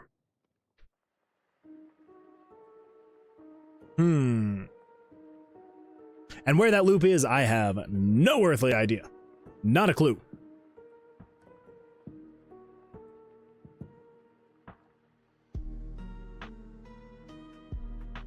Let's see, Legendary Server says, I do have a website, so maybe some combination of HTML, CSS, PHP, JavaScript, etc.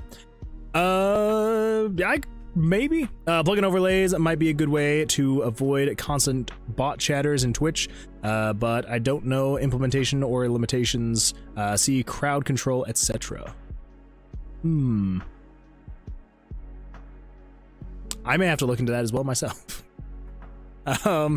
Yeah, that is like the one downside to having the freaking mini boss, thing over here, is that it's like if you have a whole bunch of people redeeming these things, it just like starts taking up spots in the chat, which isn't the end of the world right now.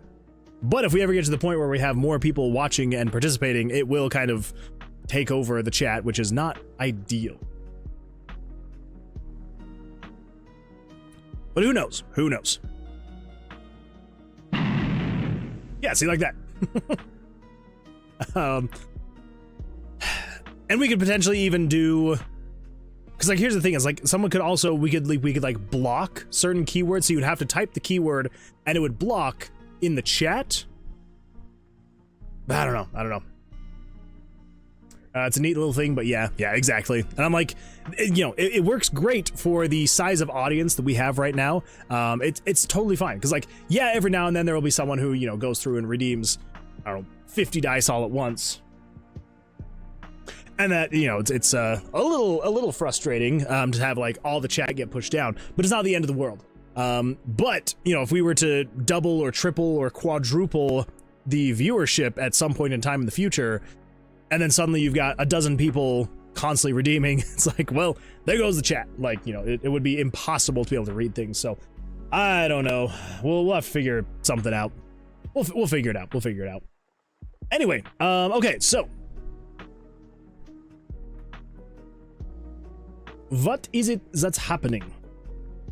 Is it getting stuck in one of these loops? No, because it would be getting stuck somewhere here in the end, I think. Are there loops here in the end though? I don't know if there's no loops here. I'm pretty sure there are loops down here though.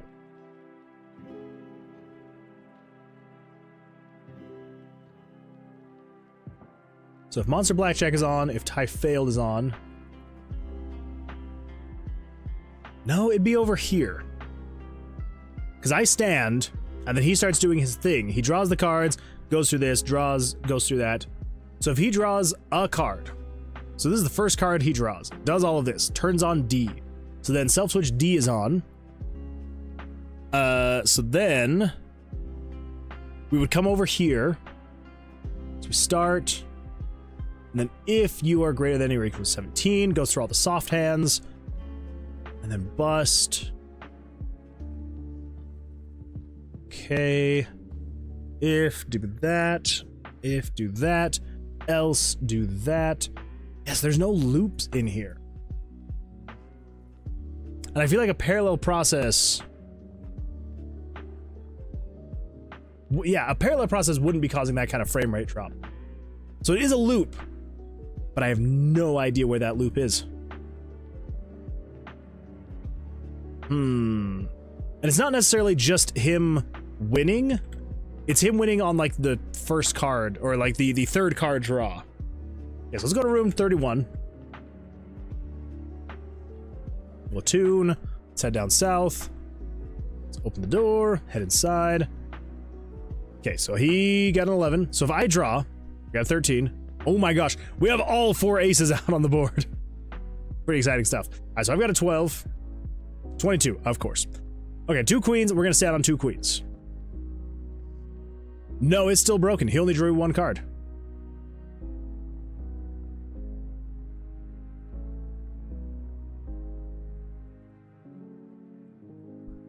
Why?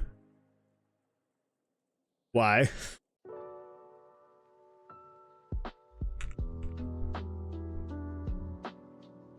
Did he draw 3 cards though? I want to see. Okay, so I drew 4 cards. He had his 2. And then I drew a king.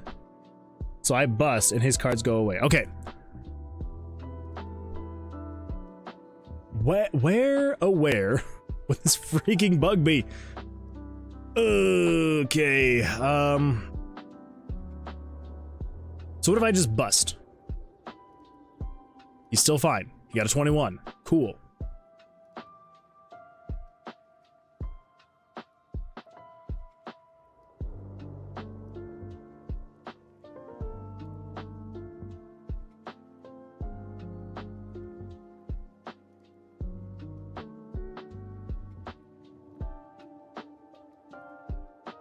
I think I know what it is.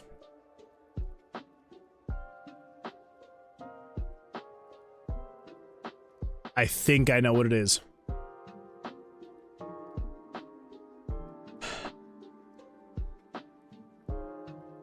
I'm telling him on the second card to draw an ace every time.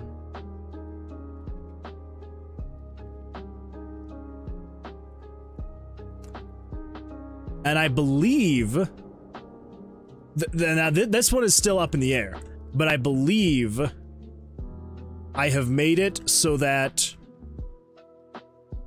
it should reshuffle after every... Wow, that was convenient. It should reshuffle after every single play. Okay, so there should be at least a 6, an ace, and a 4 gone from the card deck. Let's come down here and look at the current deck of cards. Wherever that's at. Okay, so an ace is missing. A 4 is missing. And a 6 is missing. But the queen is still missing from the previous draw. Okay, so we're missing 1, 2, 3, 4 cards. Oh, that means that his card is a queen. Okay, well that's easy enough then. Okay, so if we stand on 17, he's got a 14, a 22. He goes... All right. 3, 3, 3, 3. 2, 5, 9. So that means his other card is an 8.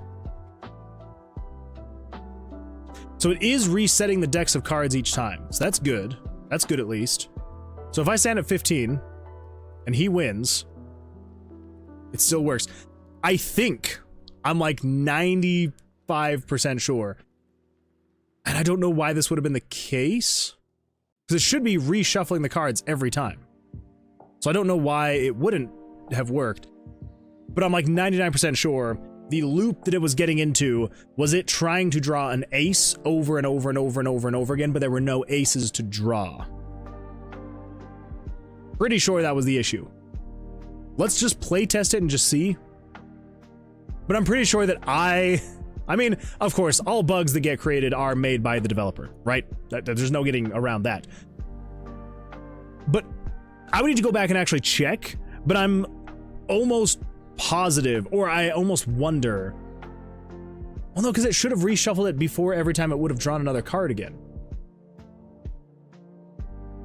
But he won. Okay, the cards drew just fine. If I stop at a 10 and he gets a 13, he goes. And then that's just fine. So if I stand on a 17 again, 15, 17, we tie. Okay, let's see if it works. I'm gonna be really sad if the bug was literally just me test playing. Okay, so, hard 12, hard 13, 17, stand at a 17. Of course he got a 19. Of course he did. 16, let's draw one more. Nope, nope, nope. 21, all right, there we go, blackjack. Draw one more, 16. I'm telling you, 9 times out of 10. So many high value cards. Okay, 21, there we go. Let's stand on 21. 10, 20. Ooh, take that, idiot. 11 to 10. 14 to 10. Oh my gosh, I'm so bad at blackjack. Why am I making a game about blackjack? I am so bad at blackjack. 13, 21, okay. Okay, but his soft hand is working, so that's a positive. That is a huge positive. 15, 23. Okay, there we go. I win. 21. Okay, there we go. I win. Absolutely. I swear, whenever I question if I should draw another one, I shouldn't, because I always draw 10. 9 times out of 10, I draw a 10. 14. 18. We're standing on an 18. 17. Alright, I just want to test out his soft hand one more time. It's such a weird term. Oh, blackjack's funny. Blackjack's funny that way. Streamer is the bug confirmed. I kind of was. Streamer / developer was the bug. I was the bug. I made the bug on complete and total accident. That was my bad. 12, let's do one more. 17, we'll stand on a 17. Okay, so he's got a soft 12.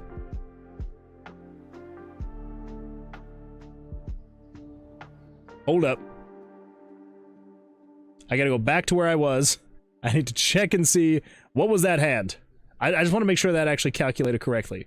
Okay, so he had 2 aces. That would have been 2. So his 6, 7, 8. And then another 6. So we had 12, 13, 14. Plus 10. Okay, yeah, 24. All right, well, yeah, that's that story checks out. That one was a big one because it had 2 aces, and I just wanted to make sure that it was getting the proper soft hands, which it did. It did get the proper soft hands. It calculated the 2 aces just fine. Stand at 20. Whew. 25. 14 and 11. Let's draw. Ooh, 15. Every freaking time, I tell you. It's not until I actually call it out, because then it doesn't do it if I call it out. There we go. All right. Do we think I'm going to win this? He's got 14 health. I've got 4. I'm doing a bit more damage than he is every time, but I'm nervous. 18, 16, 17. Okay, he's got 11 health. I've got an 18. I'm standing on an 18. 13, 18. Evens. Dang it. Okay, 8, 12. Of course he got a blackjack. All right, come on. I can only take 2 more hits. One more. I can take 1 more hit. Okay, technically 2 more hits. He's got at least like 4 more hits.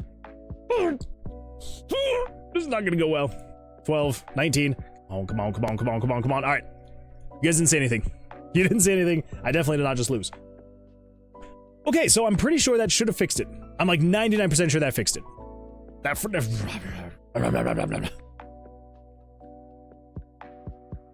what I get. Okay, made it. Made it. So the soft hands take if the monster is at or above 17, then it checks. Then does a second check after the soft hands. Save. Okay, there we go. Another one down. That was more of a bug than like a feature we had to add, so happy day. Happy day. Oh my gosh, we can get all these viewed on the single page. Okay, fix the dice when you're trying to run, make it so you can fail. Yes, we do need to do this one. So this is a big one. This is a big one. This is one that actually got broken forever ago. Because here, if you remember, so let's actually turn the monsters back on. Let's come over here. We're gonna go to common events. Turn the monsters back on. So you're gonna be -3 through 3. Here we go. Okay, so let's go find a monster. There we go. So as of right now, I would need to roll a 19 to be able to run away from this guy. But none of that is working. So let us, because then basically if I try to run, you do a dexterity saving throw, and if your dexterity saving throw can be above what their draw power is, their armor class, their draw power, whatever you want to call it, their attack power, then you can run. But as of right now, when I try to run, this is not pulling up correctly. This just shows a 1. And it doesn't matter what I roll. Yeah. So let's get that fixed. So as of right now, so if you come into combat, what happens? So it sets all that to that, and then it does this stuff here. So monster total card value is equal to 82. Okay, fair enough. Over here, let's do F12. So 82. Okay. How are we gonna do this? I need to basically get to this thing, but if you recall what this thing looks like in non-full screen mode, we have this little window here, right? This is the window that I'm using to be able to edit all of these stuff on screen.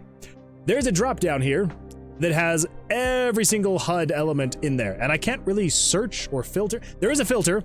I can have it not show things that are hidden, but then it doesn't show the 0 there. Show.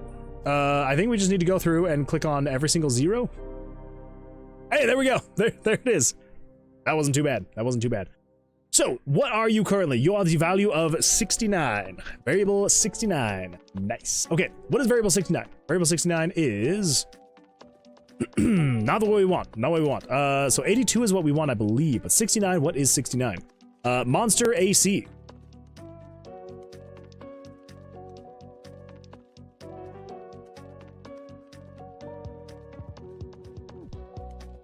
Why would we have changed that?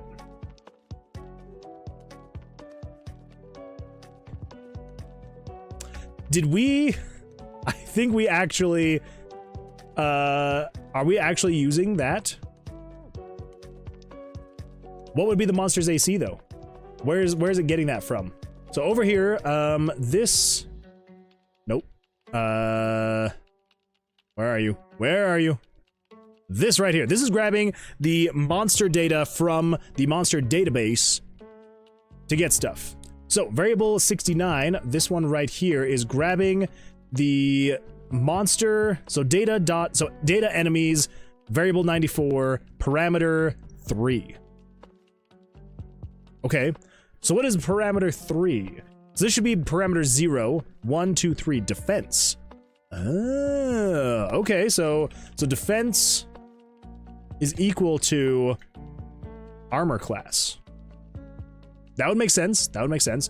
So then basically what we can do is we can say, if we set the armor class or the defense to equal 10 on these guys, 10, not 210, 10. And I'll just say def equals AC. Then I believe what should happen. No, that's right. That's right. I forgot we're in here right now. So let's refresh that. Well, let's turn this full screen back on. So I believe if we then come over here, your defense, as long as I don't get a blackjack, your defense should be a 10. So if I try to run, okay. Well. So you're a 10. I'm just gonna keep rolling great numbers, aren't I? There we go. Come on, let me get less than a 10. Oh my gosh. 7. Okay, then I take damage, so then he gets an opportunity attack, he attacks me, and then I'm able to run. So it's not necessarily that you fail in running, you fail in, you basically, if you've ever played D&D before, this is kind of taking some of the stuff from D&D, which is basically, yes, if you try to run past a monster, and if you fail your dexterity saving throw, the monster gets a opportunity of attack, and then I'm able to run and get away and all that fun stuff. Okay, so that's actually not as broken as I was thinking. It still is working technically. The only broken thing is, or was, me not actually setting the armor class associated with the defense of the monster. So that should be easy enough. I just need to make sure that any new monsters going forward have their defense set to a number.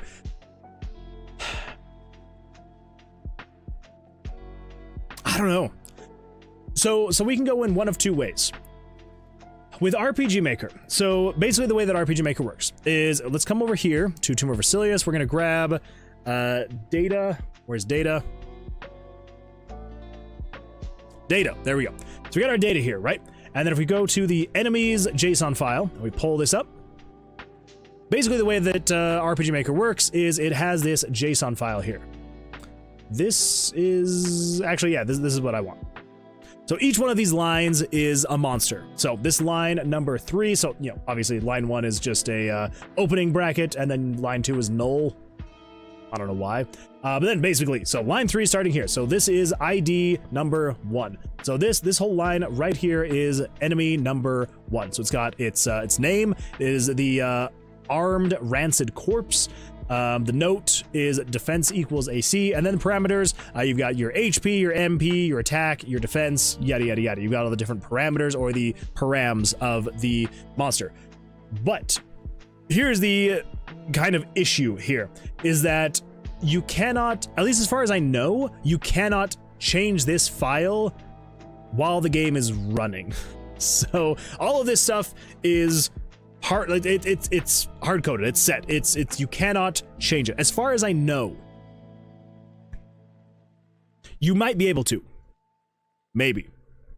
You have the null, so you don't have enemy 0, I assume. Oh, Loki, I think you are 100% correct here. That is very smart. Good point. Very good point. Let's see. Legendary Server says, I've been to streams where there's just an unholy amount of bot-related chatters. It's distracting. Yes, yeah, 100%.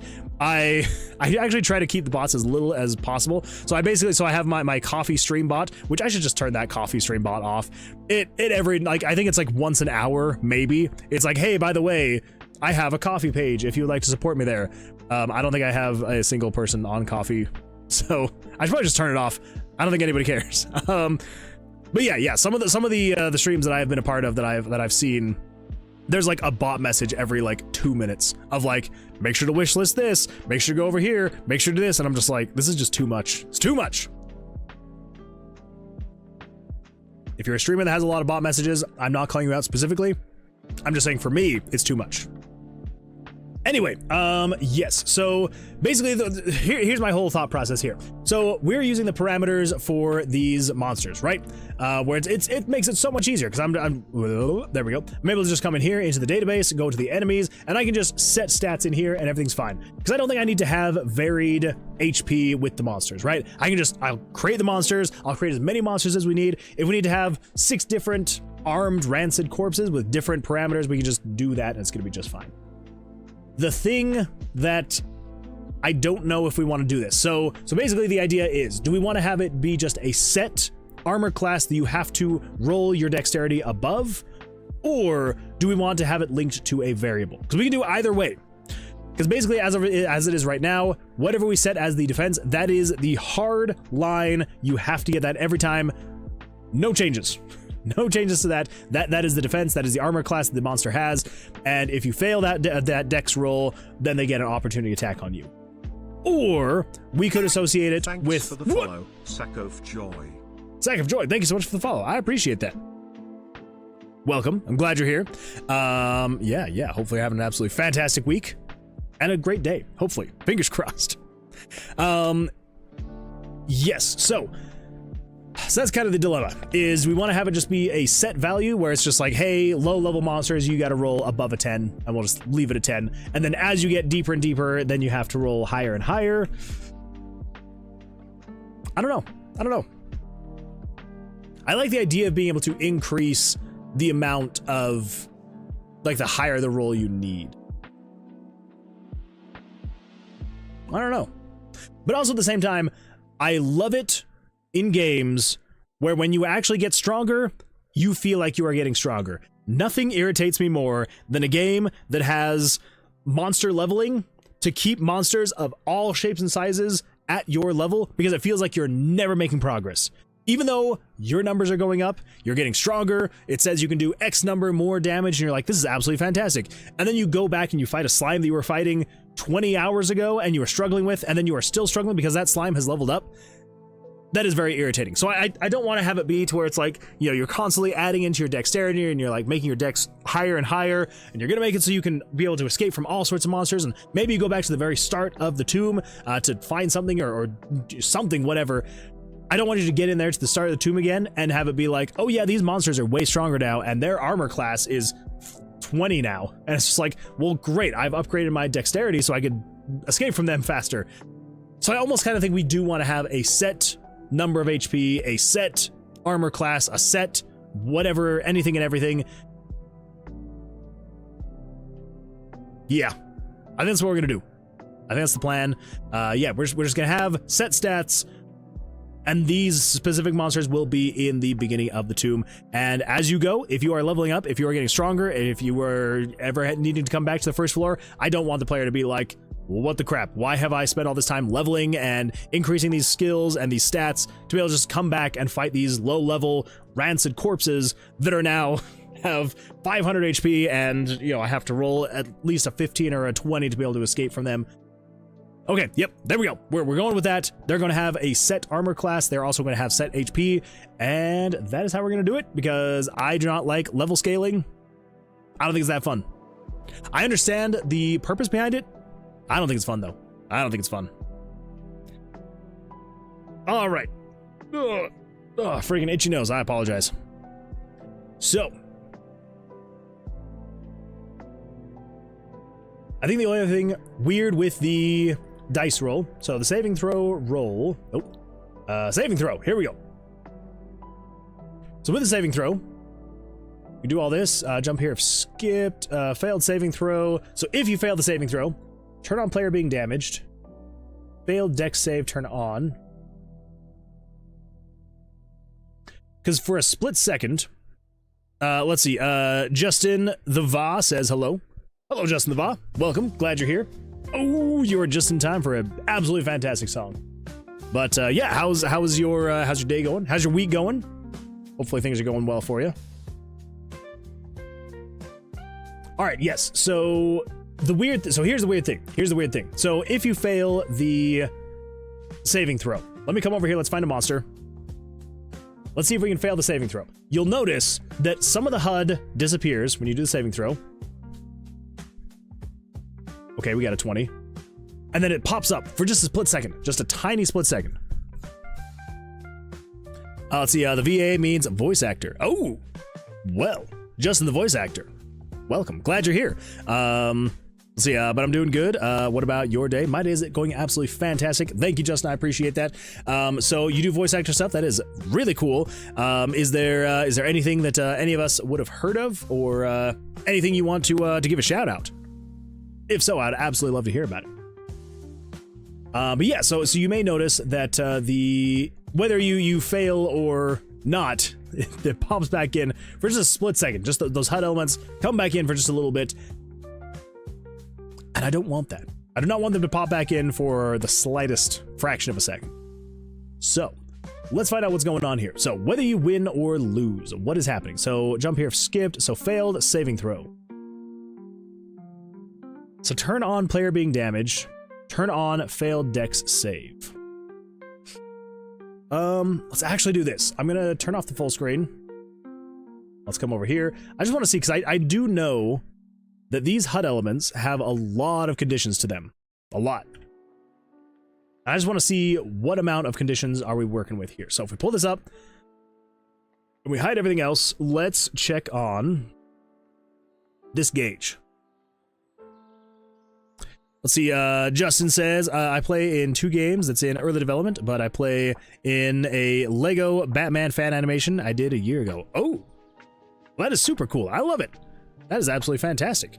Okay, so 2 games that are in early development. Do they have names or anything like right now that we'd be able to look up? You want to talk about like the character you play or anything like that? And then in a Lego Batman fan animation I did a year ago. Very nice.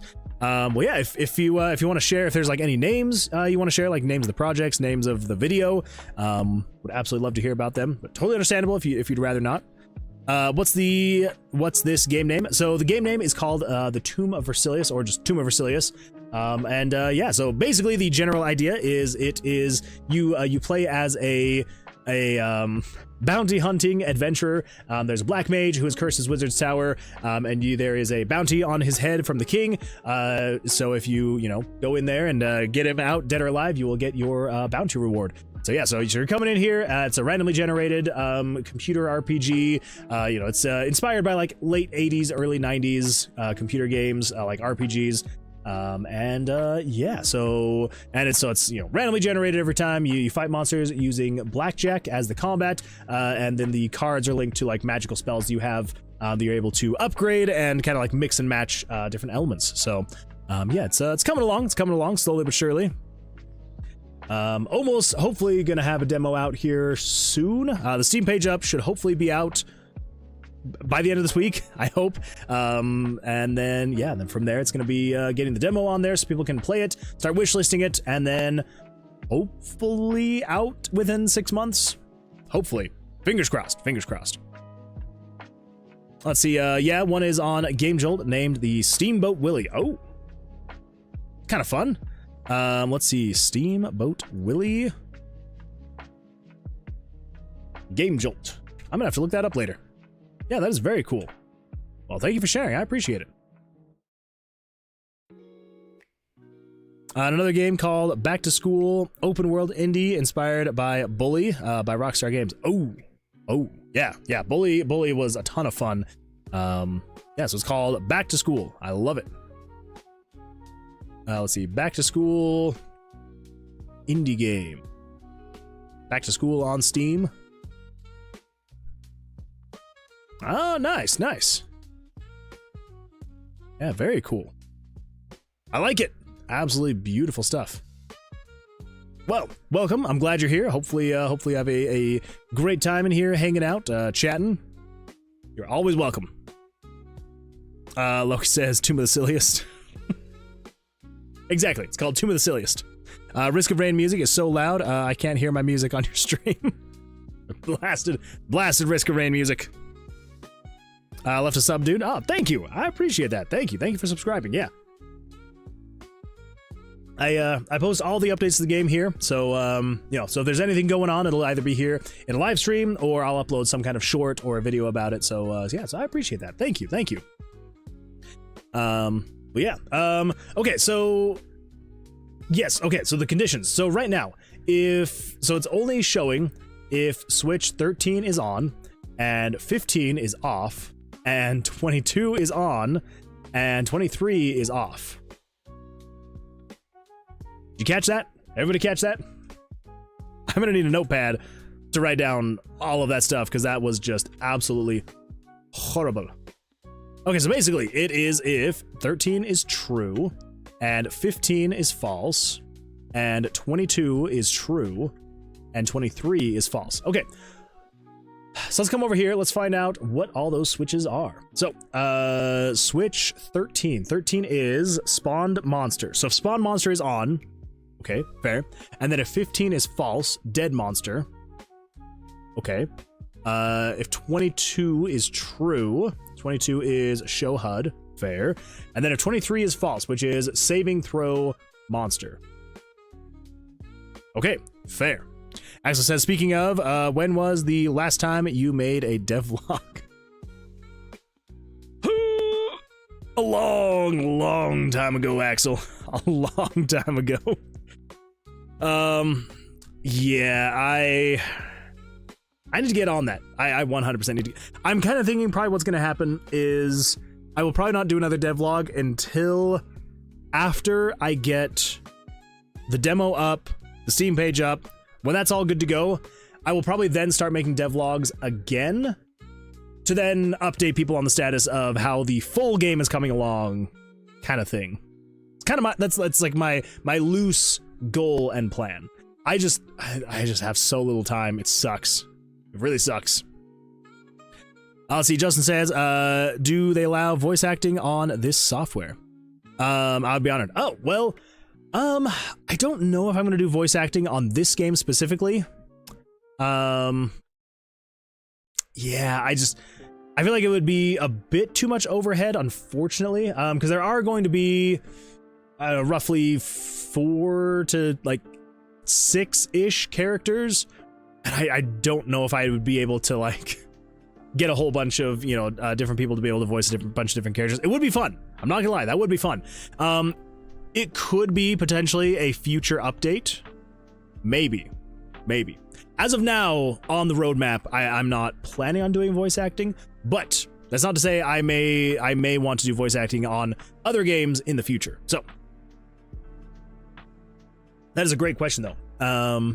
Yeah, it could be fun because there was some very rough voice acting back in the late 80s, early 90s on computer games. Oh my gosh, now I really want to do like some like horrible FMV video for this game, where it's like you have like the awful blue screen backdrop where like people like have just like these over the top elaborate costumes, horrible CGI. I really want to do that now. I mean, I don't have budget for that.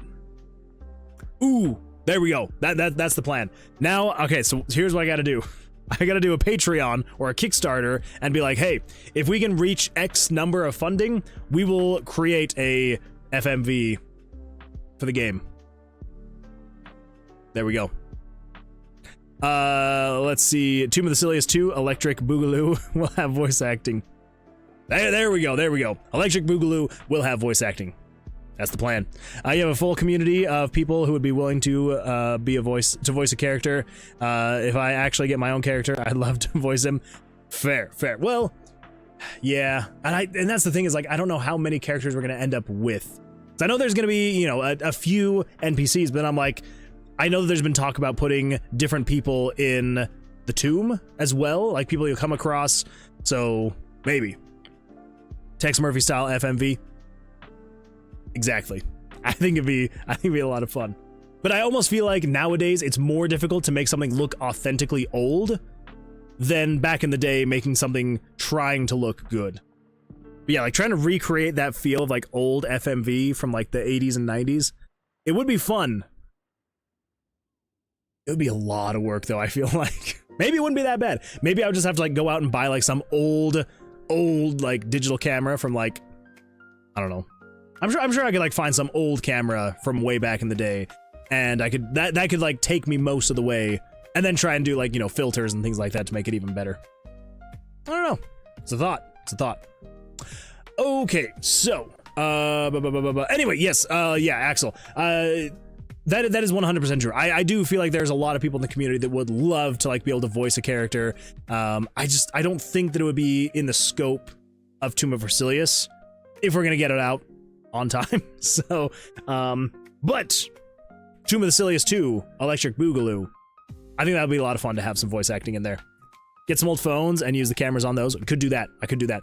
I'm sure that I could go to like a thrift store and probably find some digital camera from like 2002. And that would have an old enough looking sensor to where it could look like it was being recorded with a video camera from like the 80s and 90s. Chemisci Nick, hello, welcome, glad you're here. The voice of the voiceless update. There we go. Just a nice future update. Get some voices in there. Could be fun. Could be fun. This is a CM Punk free zone. Wait, what? I feel like I'm missing something. CM Punk. Oh, yeah, I don't know who that is. But I'll take your word for it. See, Justin says, I can probably do a villain for you. Oh. Can maybe do that. I played an indie golf game that had old-style FMV cutscenes ages ago. It was great. See, I think it would be a lot of fun. do like the super corny FMVs. I think it'd be a lot of fun. But yeah, Justin. If anything does change / pop up, I will definitely be reaching out because yeah, as of right now, there's not a plan for it because it is I am a one-man team here, and trying to get everything that I already have on the roadmap done for the game is a lot. And so adding voice acting as well might be a bit to like coordinate and then get into the game. But if that changes, yeah, 100%, I would definitely let you know. You got Game Jolt? Like, what do you mean? Do I have Game Jolt? Like, have I gone to Game? Like, do I have an account on Game Jolt? Game Jolt? If that's the case, I don't think that I have an account on Game Jolt. I don't think I do.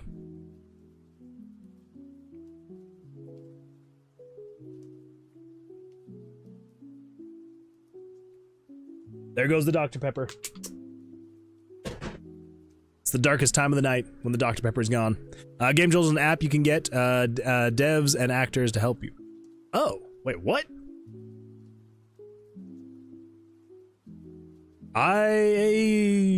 There's a lot of stuff about Game Jolt that I never knew. Like, I know about Game Jolt. At least I thought I knew about Game Jolt. Apparently not. Huh. I'm gonna have to look into that. I'm definitely gonna have to look into that. Yeah, it's pretty cool. Yeah, that sounds really cool. I always, maybe I'm like thinking of something else, but I always thought Game Jolt was basically just like a place where you could like upload games to play online. Is that like I almost feel like it was like almost like a well, like games and like you could upload videos and things like that. I felt like it was like a Newgrounds kind of thing, isn't it? That's what I thought. Game Jolt. Maybe I am like thinking of something else. Yeah, it's a social media platform for video games, gamers, and content creators. Yeah, back in 2003.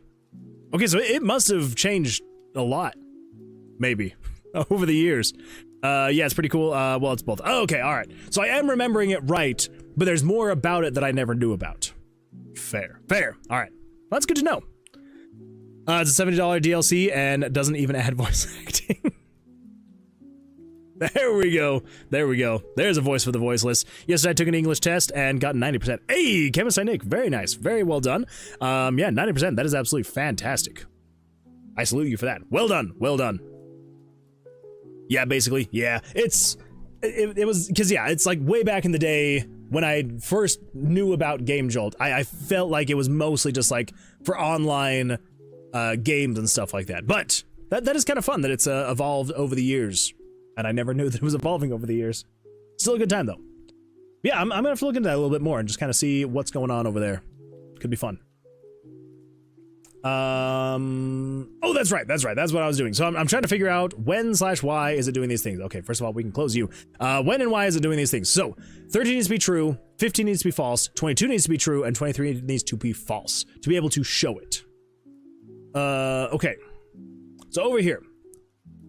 So failed saving throw. So it turns on player being damaged, which is 9, and then it turns on 28. Okay, 25 and 26, that has nothing to do with those. Turn off 23, so it turns off 23. Saving throw a monster. Okay. So what if we also, down here at the very end, what if we turn off spawned monster, 13. Let's turn off 13. Maybe that'll keep it from flashing. I think. Pretty sure. So if we try to run.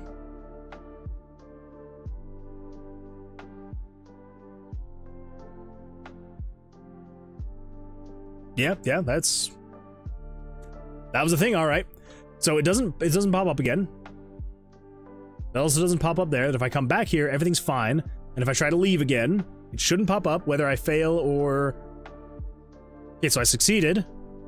Because he's at a 10 and I rolled a 10, so we should be fine. So then if we come back over here, we leave this way, so it hides everything. I fail, I take damage, I leave, but nothing ever pops up. And if I come back, and if I succeed, I don't take damage, I leave. Okay, well that was an easy enough fix. I mean, there was a little bit more that we did have to do. We did have to figure out how we were going to handle the armor class, or the attack, whatever it would be, the armor class, the attack, whatever. So yeah, so having a set value of whatever it is we set here for the defense, I feel like is a good way to go about it. It doesn't show the HUD again when you're leaving, so there's not that flash of HUD, which is great. And yeah, I think we should be good. Oh my goodness! Good old random sounds. Oh, that's another one I completely forgot. Nice. Yeah, nice. Or the good old classic, it's working. Anyway, cool. Well, that is great. Great to know. Let's see, Justin says, I joined the Discord. Welcome, Justin. I'm glad you're a part of the Discord now. We've got a really fun and great community there. So yeah, I think you'll have a good time. There's a spot to be able to chat about different projects you're working on. So feel free to drop links there to, you know, whatever you're working on, anything you'd like. So yeah, and hopefully it's not too overwhelming, because it has gotten a little bit out of control with the amount of channels we've got. But you're a cool sorry, I had a freaking stroke there.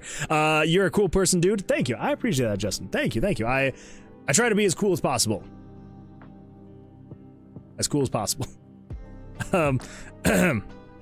Yeah. Anyway, that was like the least cool response I could possibly ever given, so I apologize for that. Yeah, so thank you. I appreciate that. Okay, cool. Well, as far as I know, that should be good then. Oh, I got a blackjack, that's why.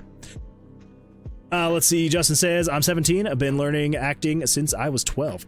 Wow. That is a long time to be learning acting. That is super cool. Yeah, no, if that is your dream and that is what you wanted to have and to be, more power to you. Yeah, it is a very difficult thing. I will say that. I actually, believe it or not, when I was younger, I also wanted to be an actor, and as I got a little bit older, I was like, you know what, maybe it's not gonna be quite for me, but it was still like, you know, in the back of my mind, the thing that I realized that I wanted to be able to entertain people, and so I thought that being an actor was gonna be the way for me to be able to entertain, and so I did, drama through high school, so I tried to act in plays and things like that, and then as I got older, I just kind of didn't have enough time to do it. And when I was in my early to like mid-20s, I debated. I was like, should I just leave, move to LA, and try to become an actor?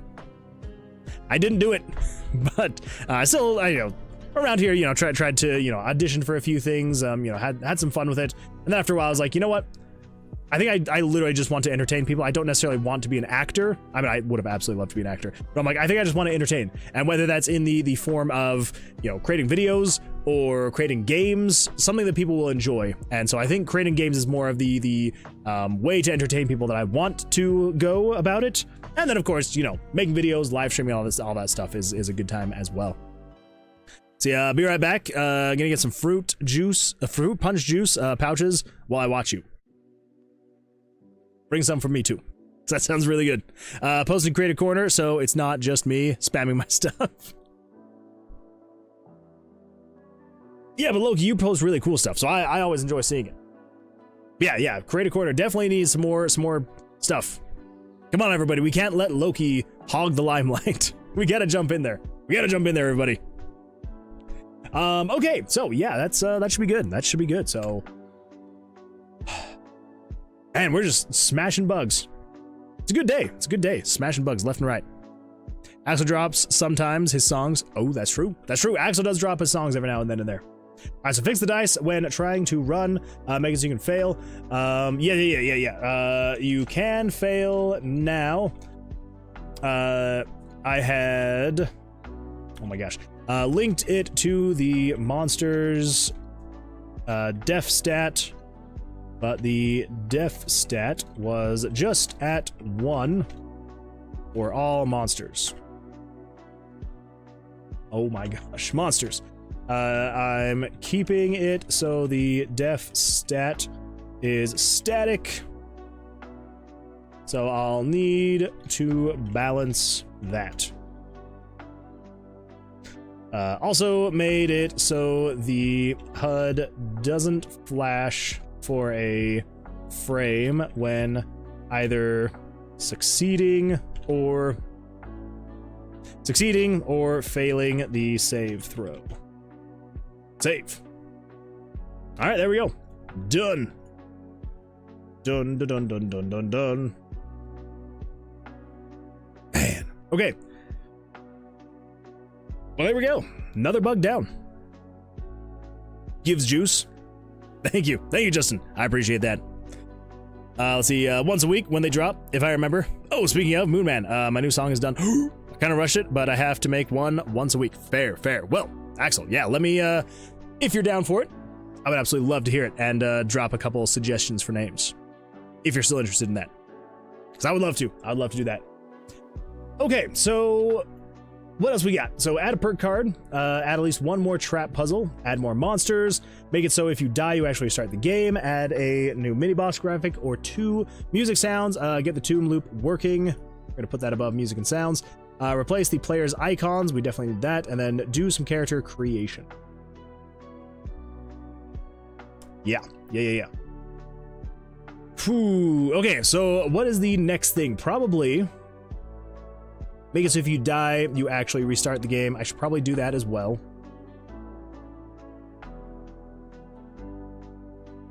Get the tomb loop working. We definitely need to get that working better. And then we're gonna need perk cards. We need a lot of perk cards. You think it'd be possible to make a sliding puzzle? Yes, actually, it 100% would be, and I would love to make something like that. So basically, the idea that I have for my sliding puzzle, and this maybe this is kind of what you're thinking as well. So basically, the general idea that I'm kind of thinking for a sliding puzzle is, I'm trying to decide exactly how big the grid would be, but probably what I'm going to do is if we do, let's actually do image size. Let's do like, I don't know, 50% of that. Nope, percent, 50%, 50, 20. Yeah, sure. Yeah, so basically the general idea that I have for the sliding puzzle would be there would be a grid, maybe like a, I don't know, freaking 4x4 maybe. Let's see, that's gonna be,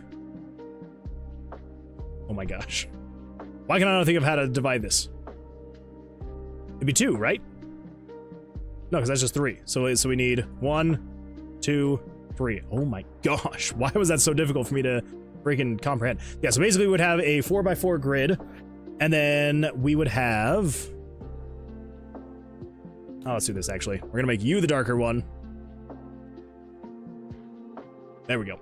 Yeah, and then basically there would be just the puzzle pieces. So there would be an empty spot, and then all the others there would be puzzle pieces in here. Let's just do, I don't know, 18. Nope. 12. Yes, then basically there would be the pieces in here. I'd probably do them numbered pieces, and then basically the idea would be you would you'd probably like click on, so like if you were to click on this piece right here, it would slide it down. If you clicked on this piece, it would slide it over. If you clicked on this piece, it would slide it down. If you clicked on this piece, it would slide it over. That kind of a thing. Like a 2x3 or 3x3 would be good, I think. Not 2x3. Yeah, I feel like probably a 4x4 might be a little bit too much. Yeah, so maybe if we reduce this, let's do pencil. Yeah, so probably if we go with a 4x4, 3x3 instead of a 4x4, that might actually be better. It's a good point.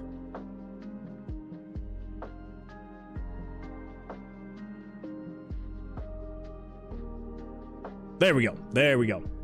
Yeah, so something more like that. So we'd basically, yeah, we'd have, so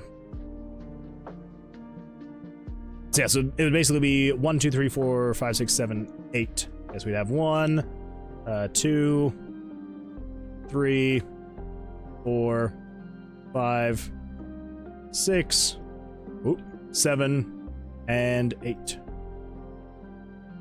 Yeah, so something like that. Is that kind of what you're thinking, Chemist Dick? Something like that. Oh, let's see what we got. Let's see what we got. Yeah. Something like that. Absolutely. And again, like we do want it to be like a faster puzzle. So I think doing 4x4 might be a little bit too much, but I think if we do 3x3, that should be easy enough to do. I think that should be a fast enough puzzle. I feel like most people could probably do it in like 15 seconds-ish, maybe, possibly. But yeah, something like that I feel like would be a great way to go about it. Only thing about juice pouches, 3 to 4 sips and it's empty. It's 100% true. Yeah, the last time that I drank, I had a Capri Sun, and that thing was gone. Yeah, in like 2 sips, and I'm just like, what the crap happened? I also I had a juice from a McDonald's Happy Meal not too long ago, and yeah, that thing was gone in like 2 sips. Very fast. Axel says, send it. Whether you want to wait until the end of the stream or not is up to you. I'm down for a sneak peek for everyone. Oh, well then. I think we should do a little sneak peek. I think we do a sneak peek, everybody. Let's pull this up. Let's come over here to Discord. Discord.cord, everybody cord. I am so sorry, everybody. Okay, yeah. So you sent it. All right, so here we go. Let's give this a pause. Let's turn up the desktop audio. All right, everybody. Here comes a little preview of Axel's newest song, apparently titled "Moon Man's Decision." All right, let's see if let's see what we can capture from this to see if we can figure out a name for the song.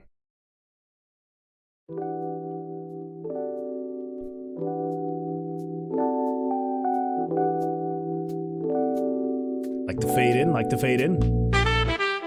Oh! Oh!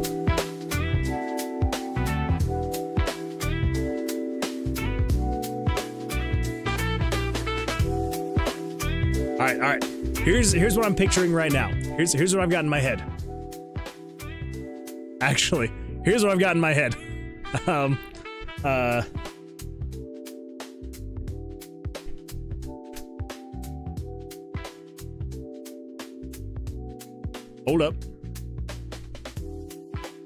Hold up. I'm gonna show you what I got in my head.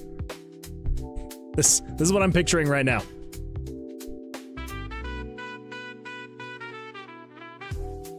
Where is it?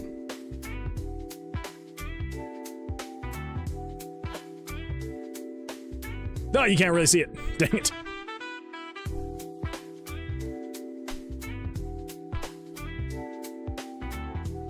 Just this on repeat. And less cringy.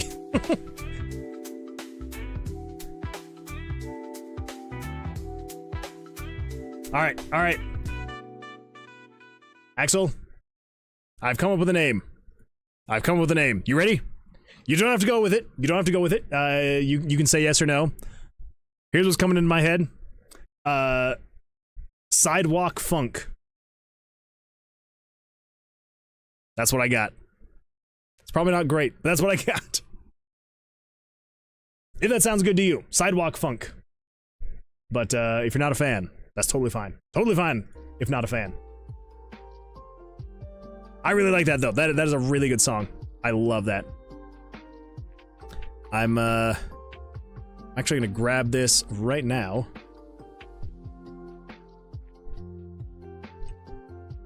What would this be? What track number would this be?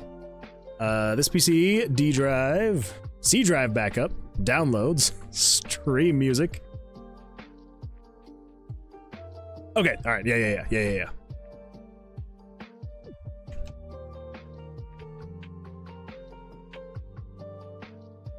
Yeah, that is beautiful, Axel. Absolutely fantastic. I like the direction that name takes. Yeah, it's probably not the best. That's like the first thing that pops into my head. I will let you know if anything else comes to mind. Yeah, that's like the first thing that comes to mind. I'll let you know if anything else though comes to mind. When are you planning on uploading it? Because I can try and let you know a little bit more, another idea or two before that day. The Capri Sun commercials were fever dreams. Moonwood, wait, oh my gosh, what, oh my, holy smokes, what else have I missed? Let's see. Alright, so yeah, so we got the shared one, something like that, yep. Then Loki shared a YouTube video. What do we got here? The best counting song 2. Sesame Street Pinball. What is happening here? It's a lot of counting. Oh my gosh, that's a trip. Yeah, something like this. This is the goal. Something like this in the game.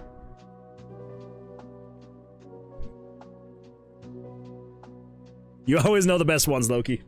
Moonwood, you seen my trip to Big Ben? I did see the picture. Super exciting stuff. I love it. The pre-sun commercials were fever dreams. Why am I worried about it being bad? It's not bad, Axel. This is a really good song. Let's see. Well, that trumpet was unexpected, but it fits very much. 100%. I upload all my tracks on Sundays. Okay. You would think I would have known that. Okay, so we do still have a couple days. Okay, I'll be thinking about a name for it. Wait, what? Okay. Whew. Loki, you scared the crap out of me. For a second, I thought you said you have been muted. I was like, have I been muted this whole freaking time?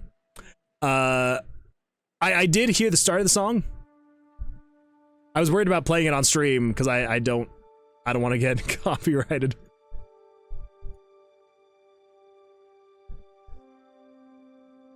But it does kind of sound like that, doesn't it?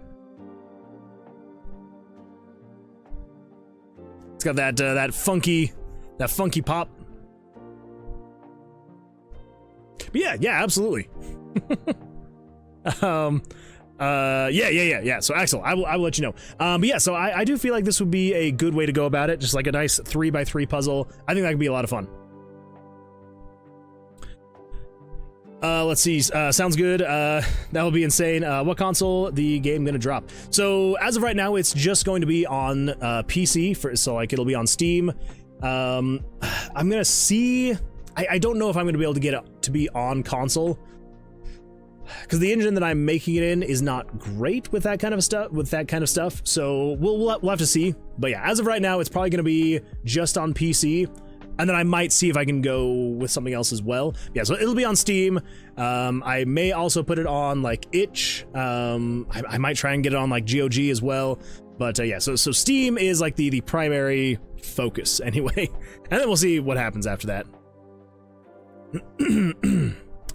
Is it just 9? The combinations, I mean. Yes. Yes. Well, so there would technically be like there would only be 9, so it'd be only 8. Because there's 9 spots, but you would need to have an open spot for you to be able to like shift things around. So yeah. So just 9. So just the 3x3, the 9 squares, the combinations. I mean, yeah. So that's the plan. Because here's the thing, like with the puzzles, I want them to be fast. Like I don't want the puzzles to be any more than like 30 seconds, and even that might feel a little bit too long. Yeah. Let's see. Cool. It should be $5 to $10. That's actually probably roughly what I'm gonna be charging. Probably closer to the $5 mark, but we'll see. Some people have said I should do 10 and then just have it on sale as much as possible to like drop it down to 5. 9 factorial, so 9 times 8 times 7 times 6 times 5 times 4 times 3 times 2 times 1. Yes, but it's not necessarily going to be like combinations, right? Because you would basically be doing it in numerical order. So it would be, 1, whoops, so yeah, oh my gosh. So you'd basically be trying to get it in this order, right? So basically 1, 2, 3, 4, 5, well, and then, 6, 7, 7, 8. Is basically the goal you're trying to go for, is to get in this order. But yeah, so it'll be randomized to all the different ones. So it'll probably start with 7, 6, 1, 3, 5, that kind of a thing. Yeah. So that's kind of the idea for the slider puzzle. Jesse says, when is the Tomb of Vercilias Switch 2 port coming out? Eventually. One day it will come out. Probably not anytime soon. I would really like to put it on consoles. I need to look into it. I'm sure that someone has gotten RPG Maker games to work on consoles. I would need to look into it and see how to do it, though. I just don't know if it's even possible. That kind of a thing. I think it should be possible, though. I don't see why it wouldn't be. It might just be a little bit of extra work. I think tomorrow I can send a villain demo audition for you, just for fun. I would 100% be down to listen. 100% down. So close to 360k combinations, so it's pretty much impossible to get the same puzzle twice or thrice. It's a good point. It's a very good point. But yeah, so basically the idea would be not necessarily that you are putting the numbers in the different combinations, but it would be like you're trying to unscramble the numbers to get it into 1, 2, 3, 4, 5, 6, 7, 8 kind of a thing. Axel says maybe Sidewalk Groove. I can go for that too. Yeah, Sidewalk Groove. That I think. Honestly, like I was in my head, I was trying to decide between Groove and Funk. I think Groove actually works a lot better than Funk. Xbox is the best place to drop indie games, to be honest, because Xbox has more open indie games than PlayStation. Oh, well, there we go. Yeah, I'll definitely have to make sure that I get the controller support in here as well, because as of right now, I do not have any controller support or anything of the like. So, yeah, once the game is finished, I need to get all the different supports. So, I'll probably want to get touchscreen support and controller support and all that fun stuff. It's my dream to act in an RPG game. That would be a lot of fun. That would be a blast. I want it for Christmas. I'll see what I can do for you, Jesse. I'll see what I can do for you. No promises, but I'll see what I can do. I used to play Corpse Party on PSP, and that was an RPG Maker. Are you sure? I mean, I'm sure it's possible. Corpse Party, PSP. I feel like Corpse Party engine. I feel like, wasn't it Game Maker though? It says Corpse Party was Unity. Oh, that's 2021. Corpse Party, PSP engine. No, it's still showing the wrong one.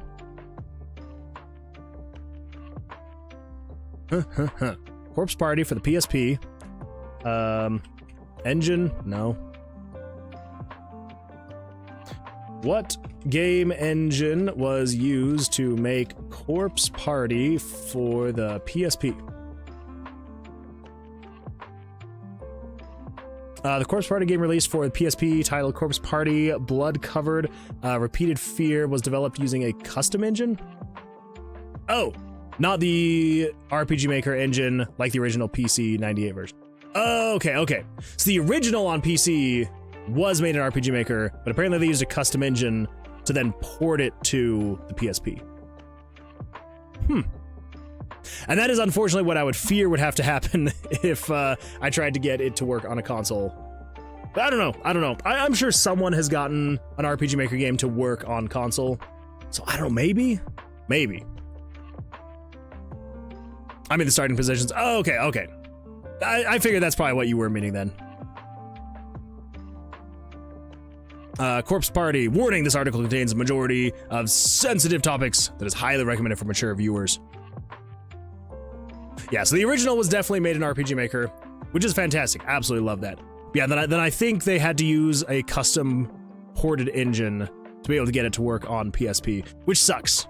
I'm kind of surprised that they haven't made RPG Maker work better with consoles. Like, and I know that they recently released their whole RPG Maker with, I think is the console name, like the console version name for the Switch. But there's no, you could not pay me to make a game with RPG Maker with on the Switch. Absolutely horrible. Would not do it. But anyway, Jesse, to take your suggestion seriously though, I would not mind looking into seeing how I could potentially port an RPG Maker game to be able to work on console. I'm sure it's got to be possible. It has to be. I think. Probably. Although, if I put the game on itch, you could technically open up the web browser on a console, go to itch, and run the game through the browser. So you could technically play it on a console if you just opened up the web browser, went to itch, and played it in the browser. That could be an option. That could be. Still play like an RPG Maker game? True. Or you could hire a guy you might know to port it to C++. I could do that as well. Yeah, there's a lot of games like this on PlayStation, Xbox, and consoles. True. I need to get back to working on my engine. You really do, Jesse. You really do. Yeah, it's there's 100% got to be a way to get RPG Maker games exported to console. No, because they don't let you use browsers on consoles anymore. Wait, what? There's not browsers in Wait, are you serious? Like on a PS5, there's not a web browser on a PS5? Is that actually a thing? That would be... Nah. Well, wait, nah as in... Yes, that's true, there's not a web browser on like the PS5 or Xbox. Not one you can search through. What? Oh my gosh, that is... What? That was like the greatest thing about like my PSP back in the day. Was that, cause like back in the day, we freaking had dial-up at our house, and so it was a nightmare. But like, I could take my PSP somewhere that had better internet, and I could like actually pull up a web browser and like do a whole bunch of stuff on there. Huh, there is one, but only to let you log into things like HoYoverse. Jeez. Alright, never mind on that one. That is ridiculous. You can still publish an RPG Maker, an RPG game on console still though. Well, true, but the thing is with RPG Maker, so here's the thing. So the engine itself, so I use a engine called RPG Maker MV. And when I go to deploy a game, I can deploy it to Windows, Mac OS, Linux, Android, or for web browsers. So I can't actually package it for consoles. So it's not necessarily that like I do know that there's like other indie games and RPGs on console. It's just that this specific engine, RPG Maker MV, does not allow you to be able to export to console. But again, like I'm sure there's someone out there who has done it. I just don't know how much work it takes. Because I have seen countless threads of people being like, how do I get this to play on, you know, PlayStation, on Xbox, on Switch? And basically all the replies are, go find someone who can port your game in another engine and have them export it with that. So I can help you. I'd be down. I'd be down. If you know a way, let me know. Yeah, like I'm sure there is a way. Like from everything that I've read, everywhere that I've looked, yeah, basically everyone's just like, sorry, like go use a different engine. I don't know. Okay, so where did we leave off? Make it so if you die, you actually restart the game. Let's do that actually. Let's do that one. So if we die, we actually go back to the main menu. So if we come over here to the main menu, come over here. So with the main menu, everything should be fine here. I just want to see if we do new game, empty slot, back, continue, options. Okay, so let's go to new game, empty.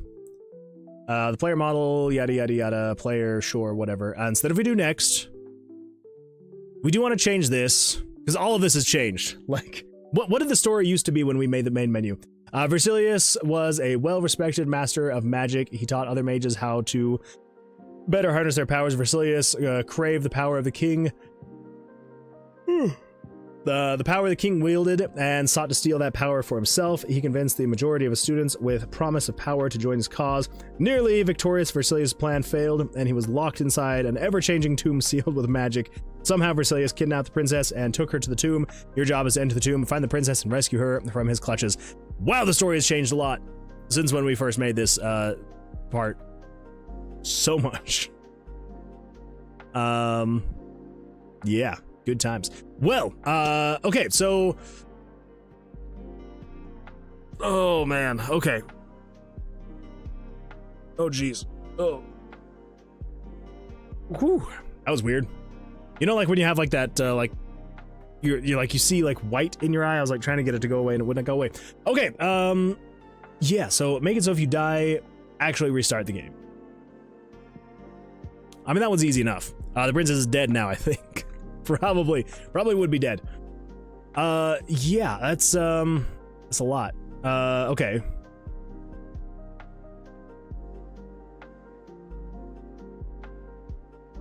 Playered. So we need to get rid of that little card.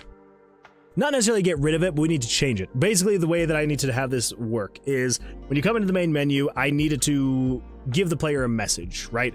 Be like, you know, thank you for your interest in playing the demo, kind of thing. Like, make sure to wish list the game on Steam, and yeah. See, Justin says, it says you got to rebuild the game in a console-compatible engine. Yeah, and that's everything that I was seeing, which basically means you have to rebuild the game from the ground up in a different engine, which is not something I'm going to be able to do. Not anytime soon, anyway.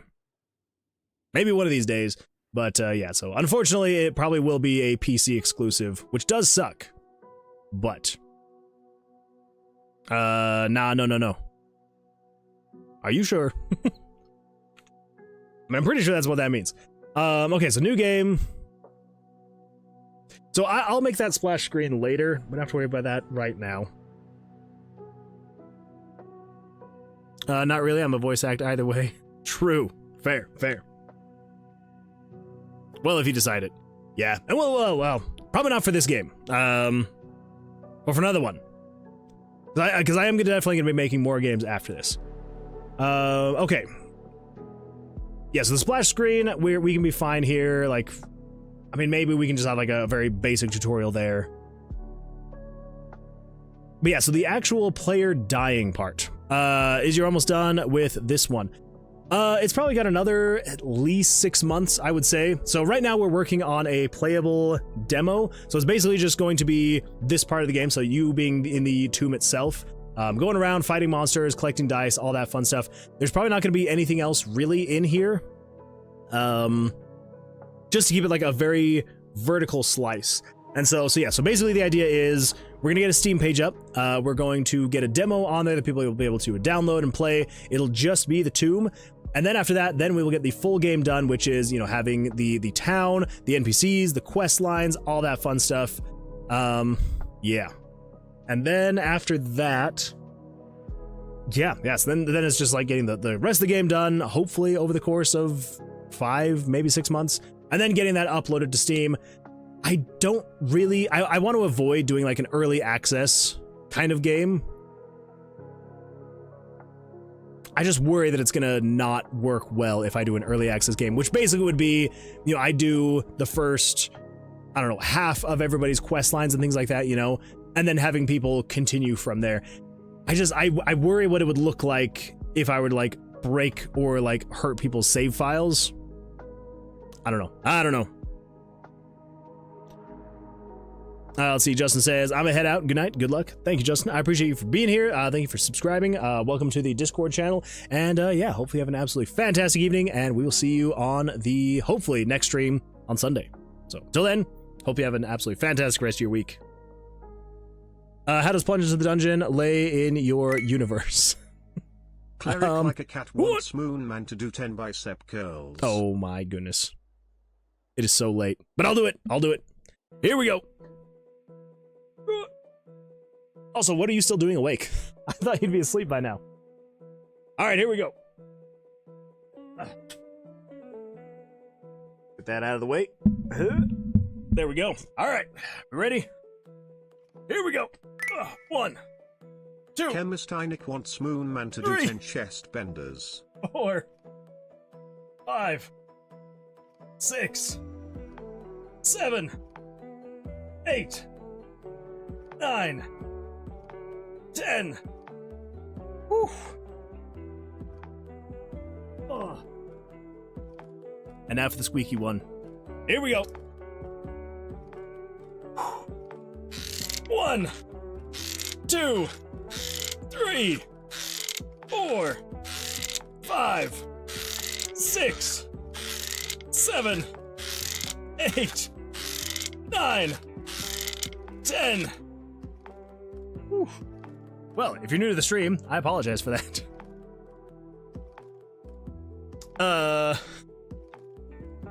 Okay, yes, how does plunge in the dungeon lay in your universe?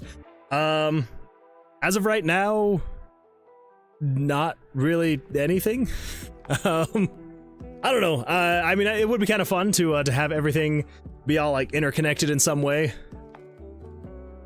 I don't know how I'm gonna make it all connected though. But let's see. Also I can't sleep, but I will find myself a way. Fair. I'm sorry you can't sleep, but hopefully you can soon. Let's see. Rebel Wax says, I'm back. WTF is going on?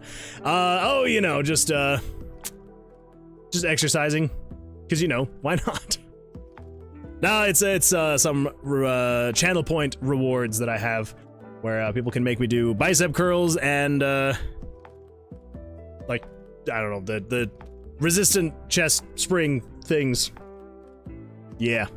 Anyway, maybe it's squatters in Tower of Vercilias. Oh, that would be kind of fun. I don't know. I'll find a way. Okay, so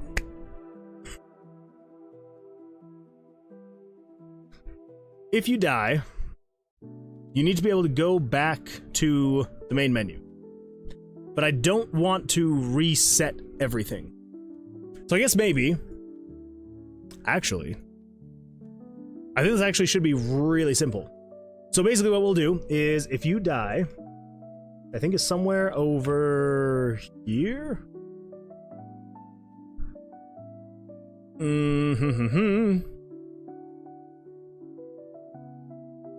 Player death. Turns off HUD, shows the death screen, does all this stuff. Transfers player to death screen. We don't want to do that. We do not want to do death. Death will be handled in a different way in the full release of the game. So basically what we want to do is, I believe we can just say, return to title screen. I think. Ugh, I actually don't know if that's going to be the case. Let's just set the player's HP to be 1. You have 1 health. I think. Thanks for the follow. Oh my goodness. Atomic Flare 337. Thank you so much for the follow. Thank you so much for the follow, Atomic Flare 337. I appreciate that. Hopefully your day is going well. Also, welcome. Glad you're here. So let's do a new game. Save over the file slot. There we go. All right, we've got 1 HP. So if we die and I send ourselves to the main menu, to the title screen, what's gonna happen? You died.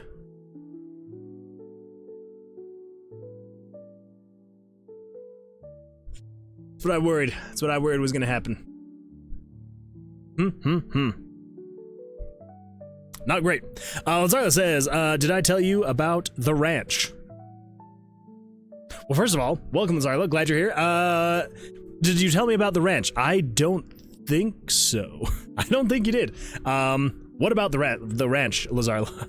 And Atomic Flare says, 1 HP challenge. I know. The 1 HP challenge. It's a good time. It's a fantastic time. And I failed. I failed it. I failed the 1 HP challenge. So that's not what we want. We do not want to return to the title screen. That is not at all what we want. I think what we want is actually, let's come over here. Scroll down here. So you got the player death. So don't return to title screen.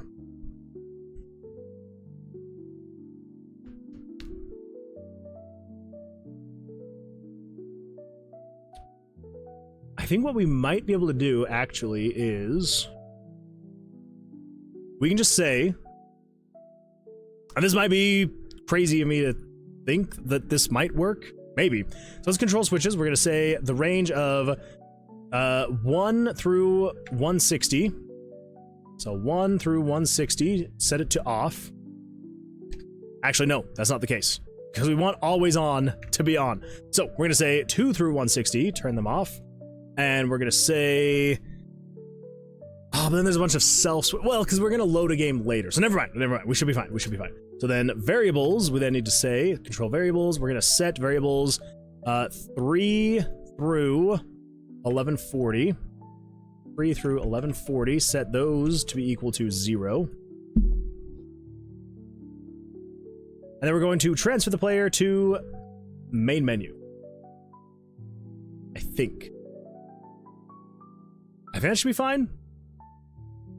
Let's try it. New game. Save file 1. Yes. Next. Okay. Oh, actually, just to make it just a little bit easier to tell. Breaking news. Local game dev thinks game will work on first try for the 207th time.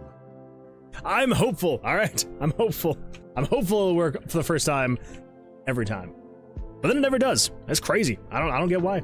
All right, so I am and let's see what happens. So let's go find a monster. Actually, I could die from this trap right here. Monster. Where's... All right, never mind. We're just dying from this trap. We're gonna do it. Let's see how broken it actually is. I don't know if it's gonna work the same. Hoppa! You died.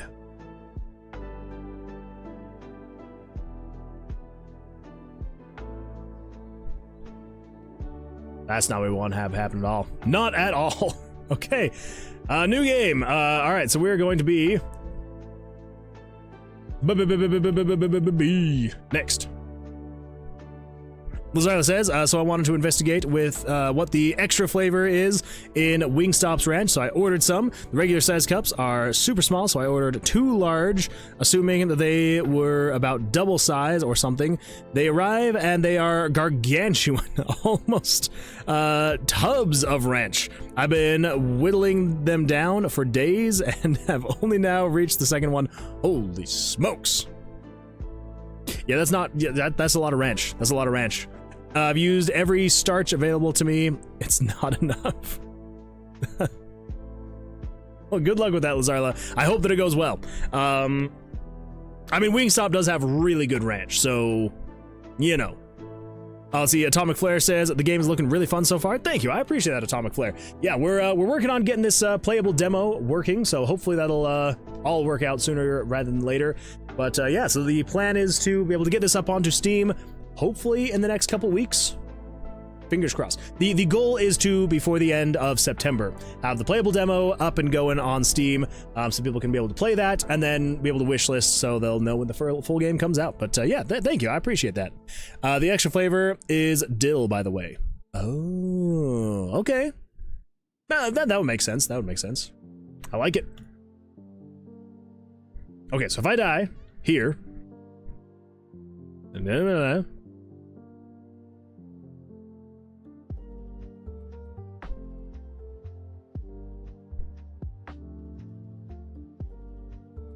Okay.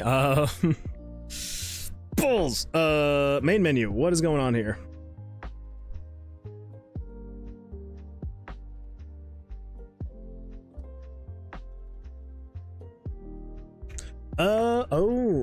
Oh. That's another thing. Crap. Okay, I'm gonna have to figure this one out. Turn off all self switches in RPG Maker MV. Script call. There's gotta be a way, right?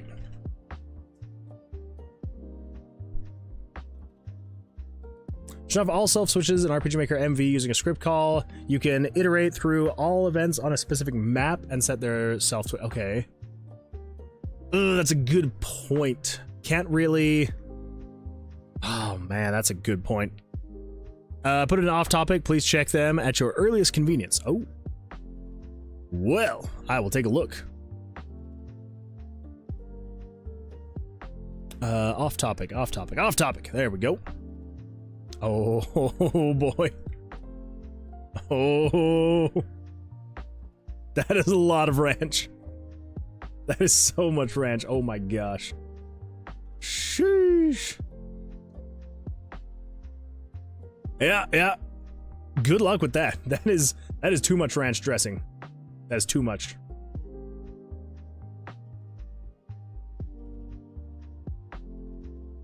What are you doing ordering ranch at 10:20 a.m.? What's your problem?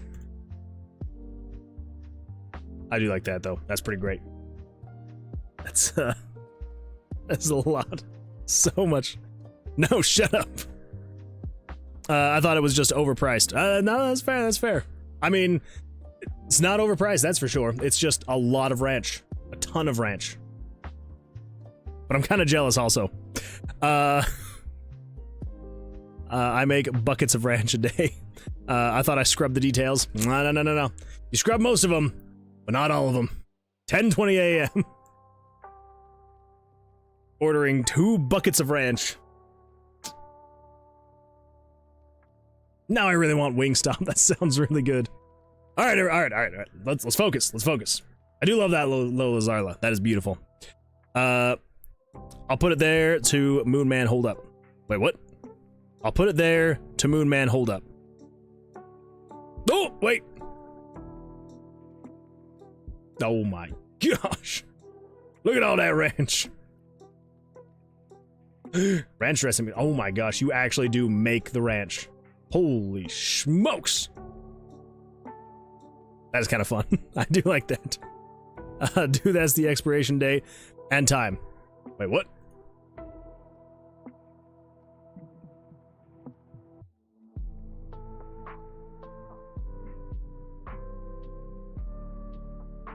Don't be silly. Well, okay.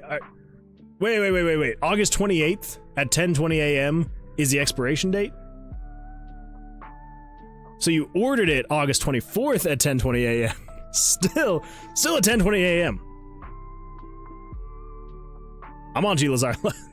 I'm on to you.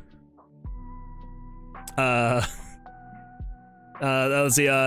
These are also the ingredients for the ranch. Oh, the other one? Oh, nope, that's just the house recipe. That's the house recipe. So much ranch. No. No. Alright, I'll stop teasing you, Lazarla, I promise.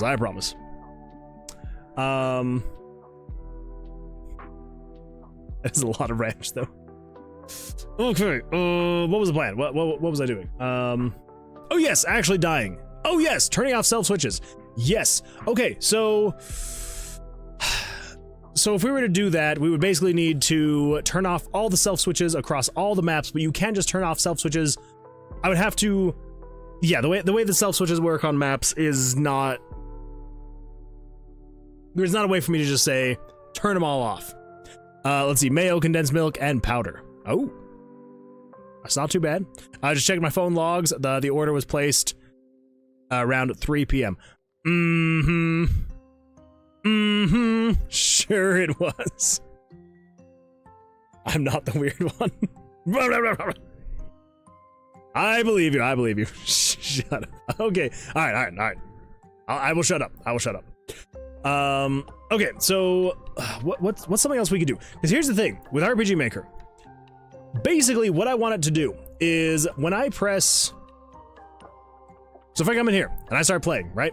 If I press F5, it just restarts the game, right? I want to know how to do that. What does F5 do in RPG Maker MV?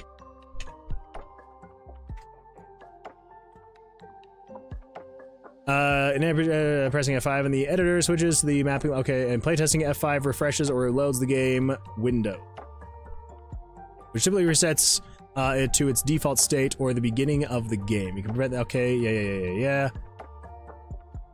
So I kind of want to do the same thing.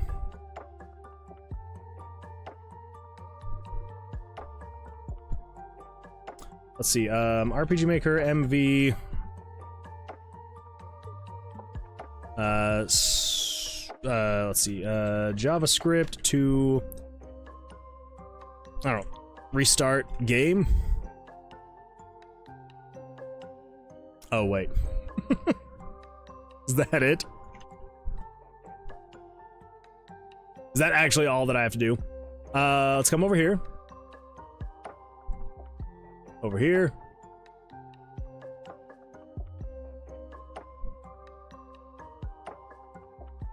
Where are you? There you are. So if we just do this. Location.reload. Is that actually going to just reload the game? So that's literally all we need to do. We just reload the game and call it good there. So new game, save file 1, yes. The player is going to be called... Yeah. And let's go die. Let's draw one more. Draw one more. And then I die.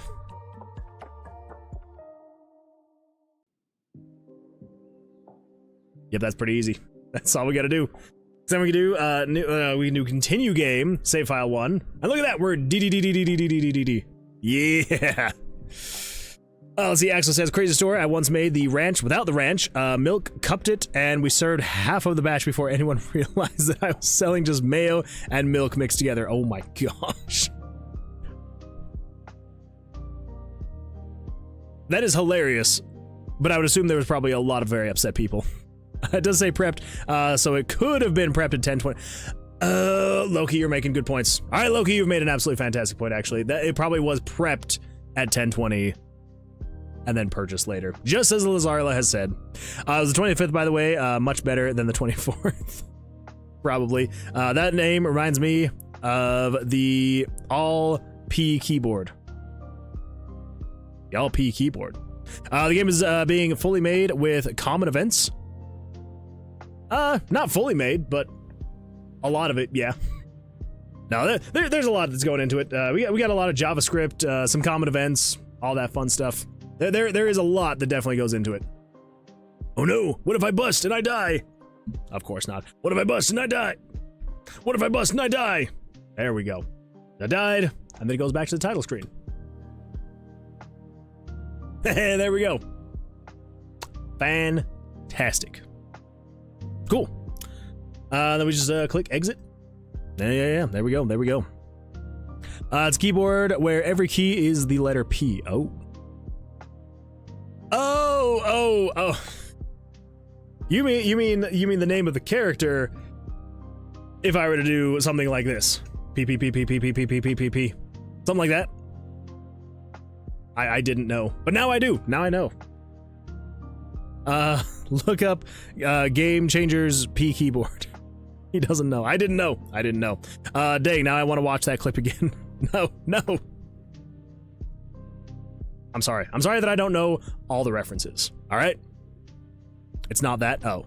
Well, then never mind. Now I don't know any of the references. Okay. Oh my gosh. There we go. I don't know why I'm testing this again. I've literally already tested this. And it's working, so, you know. So the only other thing, though... Oh, paper planes. Paper planes.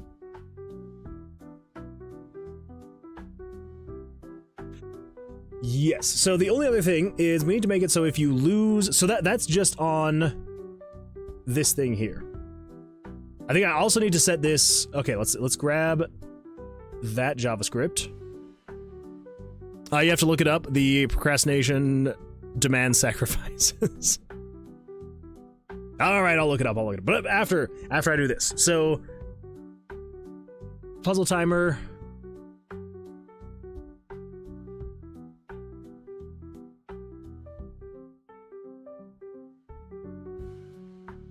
Yeah, turn on player being damaged. Is there another thing that does player damage? Monster animation. I thought it was just this guy right here.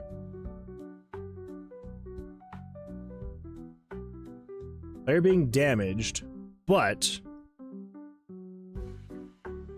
there's gotta be something else that's doing player damage.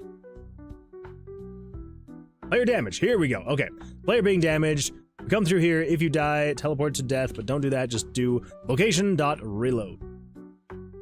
I should probably just have that in the same event, but oh well. Okay, so what we're gonna do here is we're gonna say common events, and we're gonna switch the spawning down to 0 and 0. Also, I am so sorry. I don't know what is going on with my nose. It is like ridiculously like itchy and dry. So I am so sorry. See, Underdarter says, sorry I was gone for a little more than 10 minutes. That's fair. That's fair. Honestly, you were probably in the better stream anyway. This has been a little bit of a weird one. But how did it go? How'd it go? All right, we're going to be Q next. And let's go find... Wow. Okay, that was easy. Let's go find a trap, and then we're just going to sit here and let it hurt me.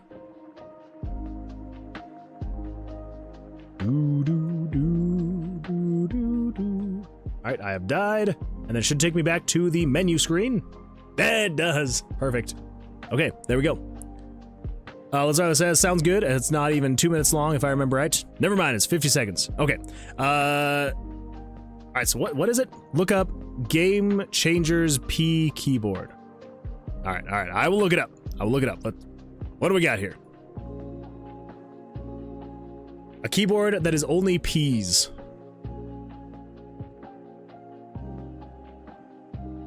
I am very nervous about what I'm about to watch.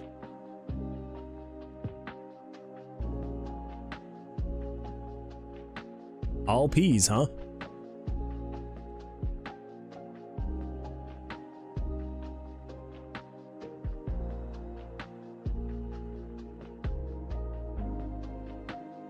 That's fair.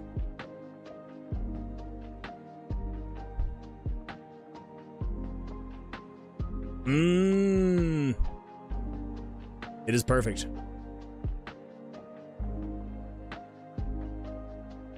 No?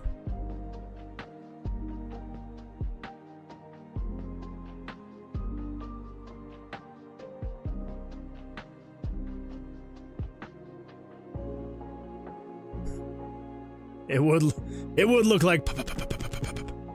It's a very good point. Oh, let's see, I actually wasn't in Fairly's stream that long. Oh, fair. I got food and then started doom scrolling. It happens. I really like watching Game Changers clips. I have never even heard of them before. But that was pretty funny. I do like that. Okay, so we have it so that it is actually taking you back to the menu screen, so that's good. So yeah, so make it if you die, you actually restart the game. Which you do, technically. You do restart the game if you die now. So there we go. Dad takes you back to the menu screen. Awesome. Yeah.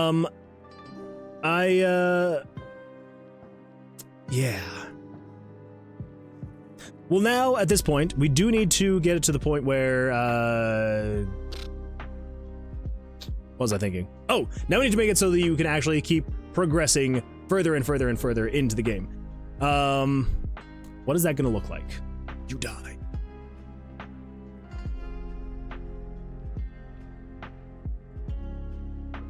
Let's see, welcome back. You remember the 7th? The 7th being the day where we're all playing a game together? That 7th?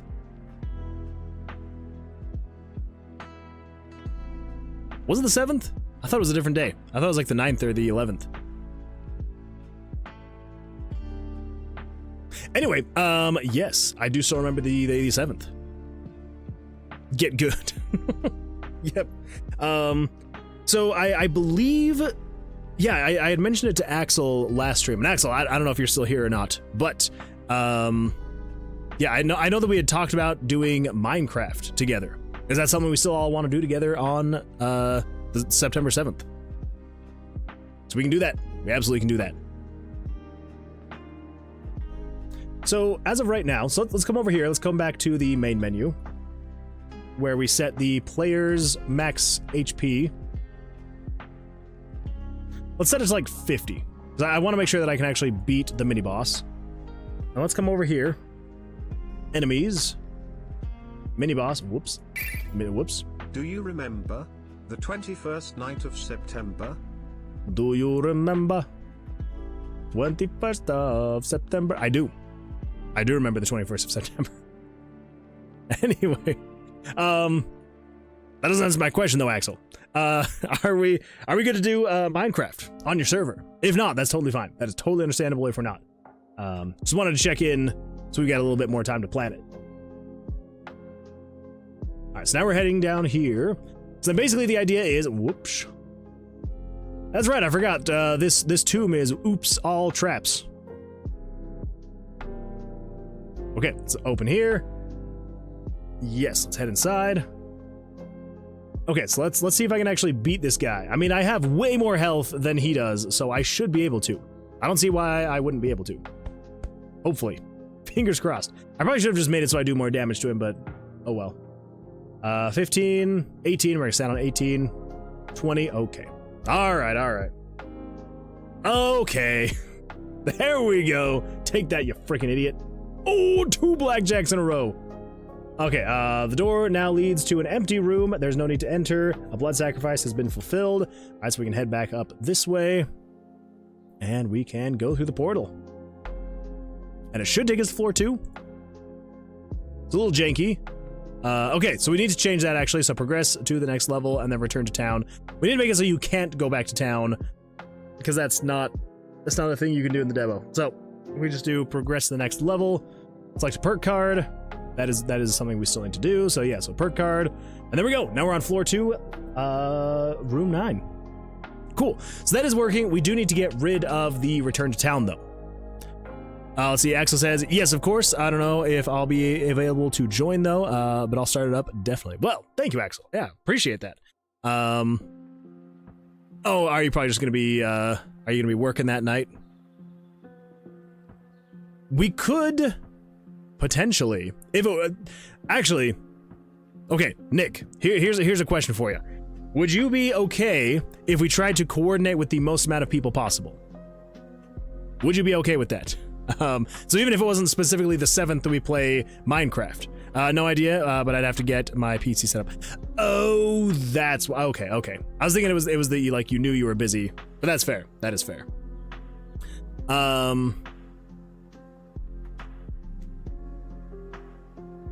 Plus you need a couple mods. Oh, yeah, it would be better. Okay.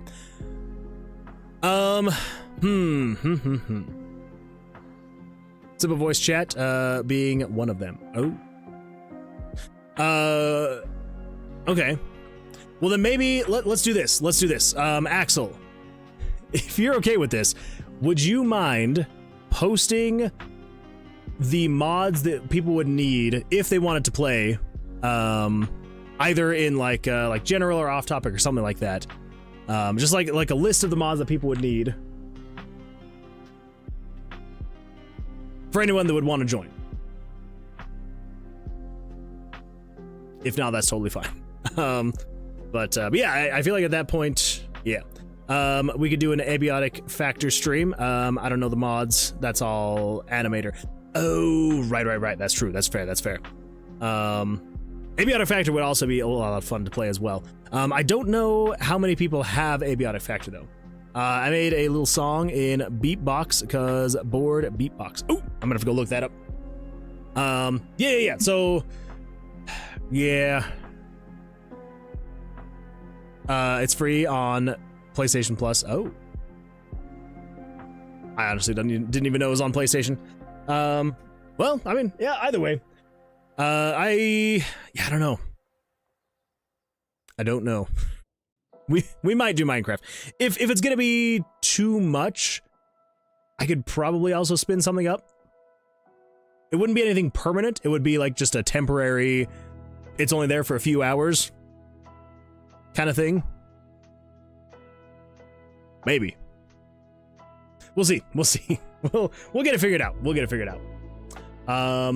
Yeah, so I may do like a poll on Discord or something like that and just see how many people want to join, what day would work best for everybody else. And then I'll try to spin up a server and see what happens. Minecraft is like cross-compatible, like cross-platform compatible, right? Like some people could be playing on console, other people could be playing on PC. Is that right? Or am I just assuming too much of Minecraft?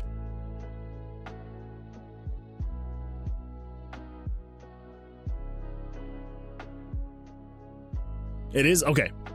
Only on Bedrock? Oh, okay. Good to know. Wow, I've gotten a lot of blackjacks. That was 3 blackjacks in a row, technically. That's a 5, 14, 24, okay. 13, 18. I should have stood on 18. I don't know what I'm doing.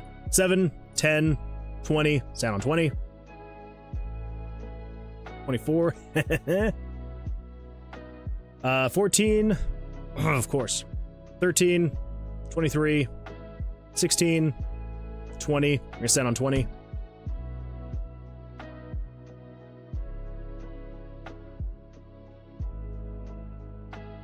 Dude, I'm just realizing I don't think all of my cards are doing damage.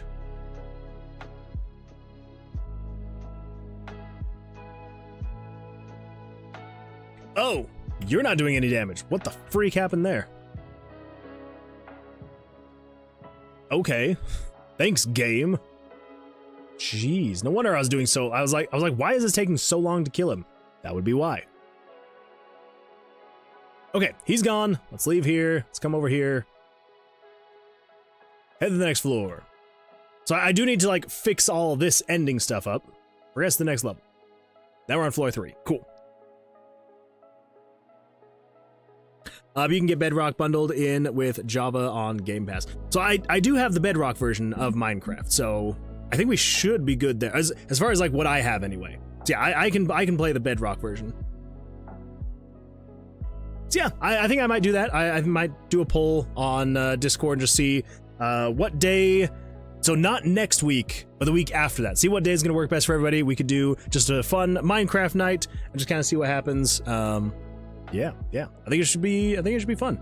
Should be a good time. Maybe. We'll see. Who knows? Maybe everyone will hate it, and I'll be like, oh, never mind. All right, so room 41. I don't know why I'm still testing. Everything seems to be working fine there, so you can keep going, which is great. Here's an idea. Make it a hardcore world.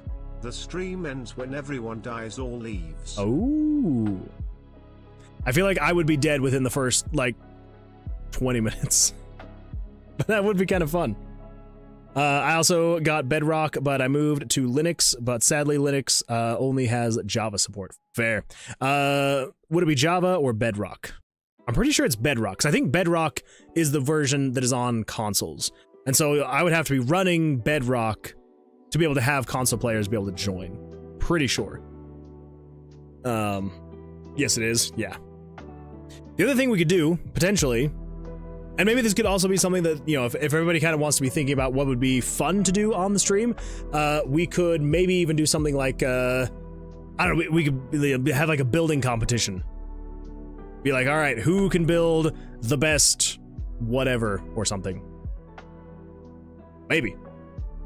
Rebel Wax says, oh, what are we talking about? Minecraft? Yes. Yeah, so we're kind of thinking about doing a Minecraft stream, where, you know, I'll be streaming it, obviously, but then everybody, anybody who wants to play, we could all jump into a world, play for a few hours together, and just kind of hang out and chill and have a good time. So that's the current thought. So it wouldn't be next week's streams, but it would probably be the September 7th is kind of what we're thinking about doing, but I think I'm going to do a poll on our Discord server and just kind of see what day is going to work best for the most amount of people, and then we'll just go for whatever day that is. Java or Bedrock? Probably Bedrock. Just so that we can, for anybody who plays on console, we'd be able to get them in as well. Let's see. So when is this happening? Nice. I believe I will be home then. Ooh, nice. Yeah, that's kind of the idea, is probably the 7th, but if, and again, like, I'll probably take a poll and just see how many people would be up for other days. But yeah, the 7th, if either nobody cares or just if, you know, whatever. So, dang. Do you not have the Bedrock version? Because I do know there's quite a few people on the stream that only have consoles. So, let's see. Yeah, I get back home in 7 days. Ooh! Well, there you go. Fantastic. Nah, I'm on Linux. Aw, man. That's not fun. Yeah, I'll need to look and see the best way to get people playing.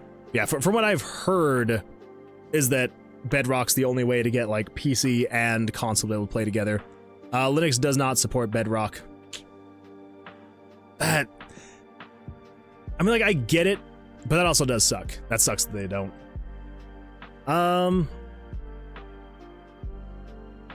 I'm sure if we can figure something out. I think that there is a way to do crossplay, but I don't know it.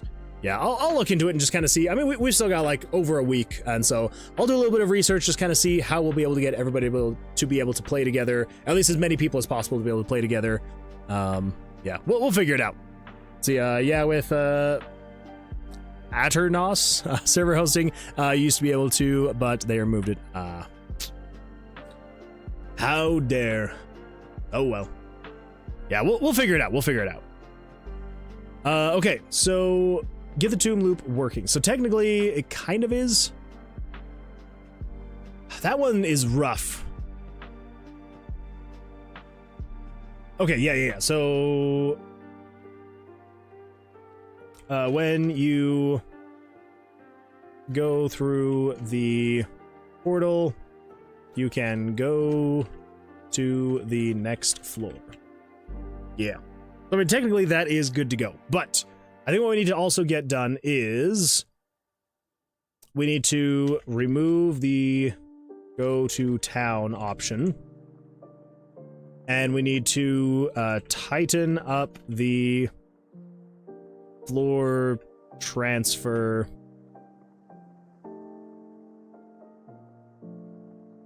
Yeah, just tighten up the floor transfer. And we need to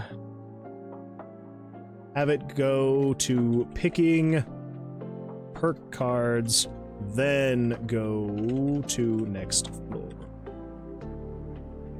Yeah.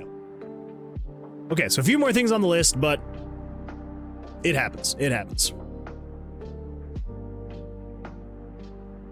Let's see, me excited for that? Oh, I think you mean me. Me excited for that? I mean Java and Bedrock. Oh, to have Java and Bedrock play together. Yeah, I don't know. I know that a lot has changed over the years with Minecraft. It used to be way more simple to be able to play together, and now, you know, obviously with all the different versions they have, I know that they kind of had to do what they've done on purpose, but still kind of sucks. Still sucks.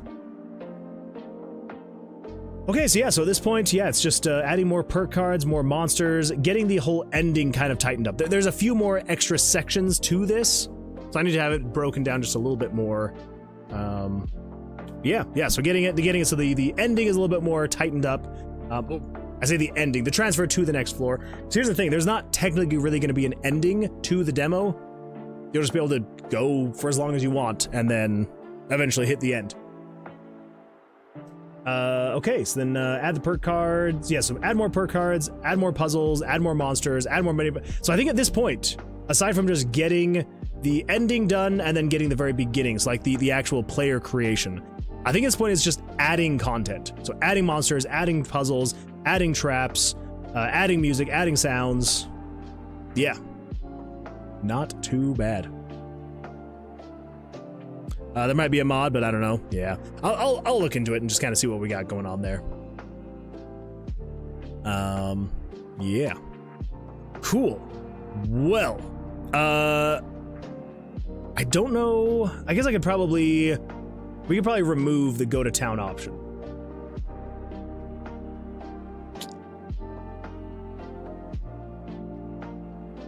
Let's see here. The tomb. Also, I think we might be just about ready to wrap up because I don't know what it is going on with my nose, but like it is super itchy and dry and it is horrible. And I feel like I keep having to scratch my nose every like 2 seconds, and I apologize for that. Google says there is a Geyser MC mod to let cross version play. Yeah, I'll have to look into that mod and just kind of see if it's something that I would set up or if it's something that other people would have to have installed. We'll see. We'll see what happens. So over here at the end... No, I think this is in the Tomb Master. Progress to the next floor, return to town. Yes.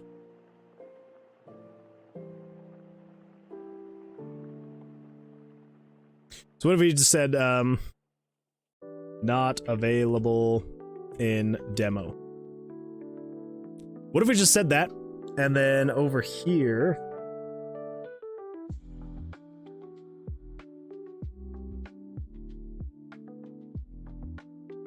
Put that there, and then let's just comment out this.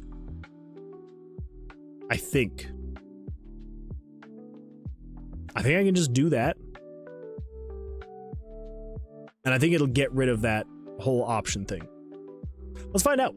New game, save file 1. Yes, next. Alright, so let's go find the thing, room 9, 7. Here we go.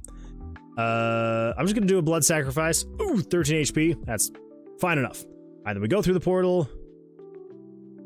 So let's tighten that up. So, then we've got, yeah, return to town, not available. We don't actually need that. Never mind, let's just come in here. Let's just get rid of that. I don't know why I was like, oh, let's hold on to that. No.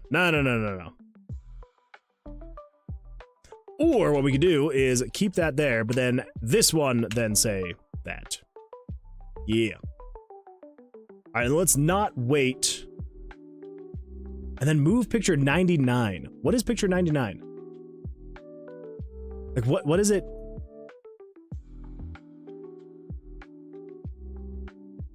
I think this is supposed to be fading out the screen. I think it's supposed to like show something here. So let's not wait. Let's get rid of this. Or just set it to like 1. I just want to see, because I think that's actually going to make it go by faster. I'm pretty sure that's the problem right there, is that it's waiting for it to do something that's not actually there, which I think is just supposed to be like fading out the screen, you know? Alright, so let's go to room 25. Also, I really need to like turn down the freaking traps. With only the 2 mini games, it's not as much fun. Oh my gosh. Alright, so let's blood sacrifice. So if we go if we say go through portal, it's basically instant. Okay. So yeah, so that is supposed to be like fading out the screen.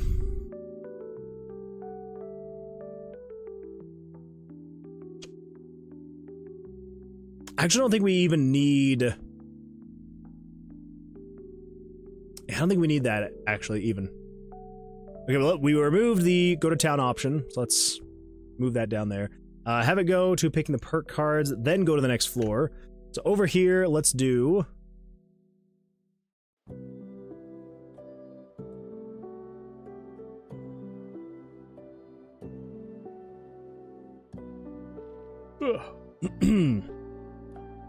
Magic portal is opened up, low hum can be heard coming through, okay.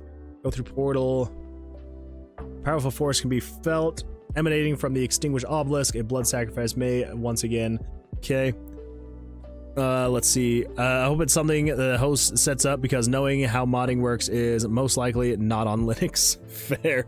Here's a video about something for Bedrock to Java. I haven't watched it, but it might be useful.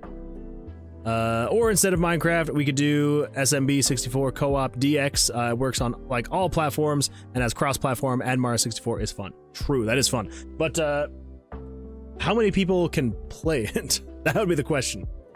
So I don't know how many people are actually going to show up, but it might be more than like 2 or 3. I mean, that's the hope anyway. But also no console. Yeah, see, and that's kind of the problem, is that like I know there's quite a few people that like either don't have a computer or they don't have a computer set up. So I think it's up to 16 players. Holy smokes, that's a lot of players. Yeah, so it's really just a matter of trying to find something that would allow for console and PC to play together, and something that most likely most people have. We'll see. So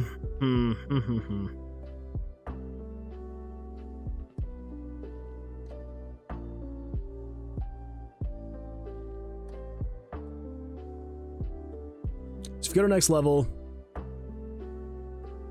break the loop, return to town, level select to dungeon.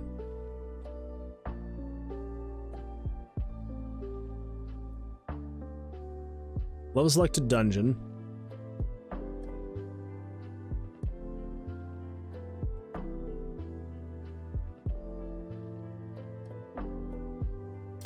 Oh.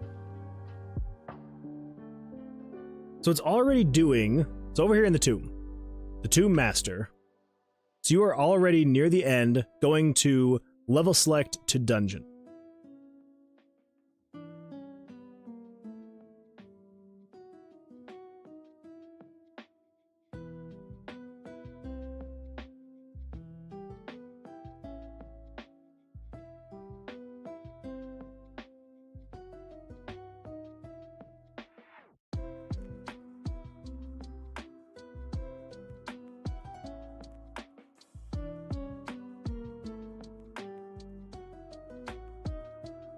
Okay, so basically what we need to do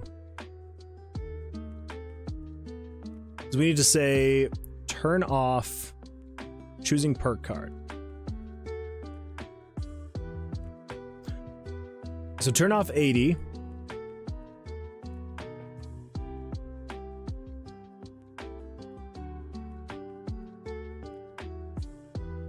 So over here at the end, it turns off 80. Good, that's what we want.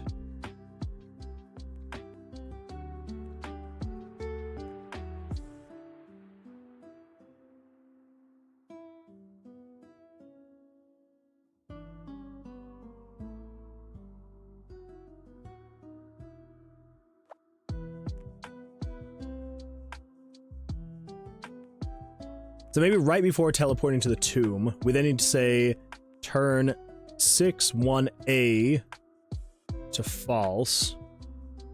And we need, I believe, 6-2A to be false. 6-2A.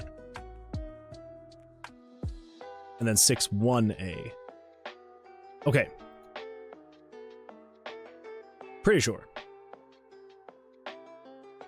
Also, for the main menu, I need to have you, when you do new game, teleports to the tomb. So load slot 1, main menu progress, delete save. Okay, so you go to the tomb. I don't want you to go to the tomb though. I want you to go to level select to dungeon. Right there. Okay, let's see what happens with that one. New game, yes, yes. Next. It should take us to the perk card selection screen first.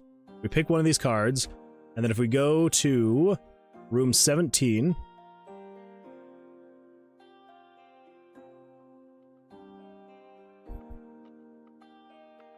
oh my gosh. So many mini games. I need to reduce these things.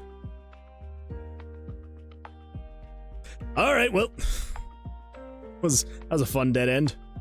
All right, so you're going to be equal to -1, -1. There we go. Well, SMB64 Co-op DX is free. This is a Dorito. That is a Dorito. Vote one, vote one. Vetith for the number uno, also known as one in the English dictionary. That's true, it is. Alright, so we pick a perk card. Now let's head to room 13.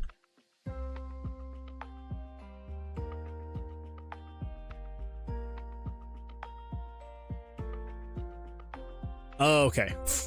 That threw me off. Alright, room 13. Blood sacrifice. Go through the portal. Progress to the next level.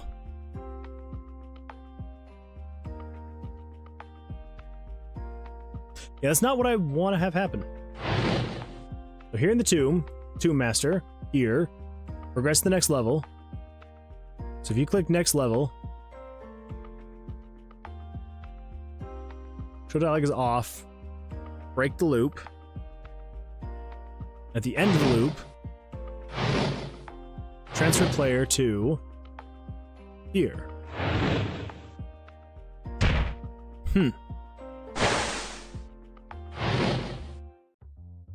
Dude's going down.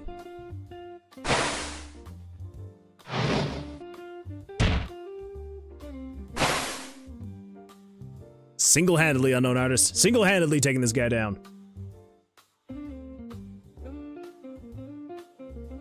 So why would it then? So if we come over here, what if we say parallel process, we're going to flash the screen.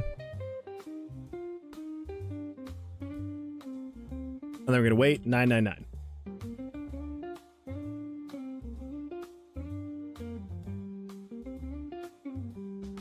Mosta says, rar. Rar back to you as well. How's it going? Let's see, Unknown says, me be like Dorito. Good old Dorito. Mosta says, how you doing, Moon Man? Moonwood Man? I'm doing fantastic.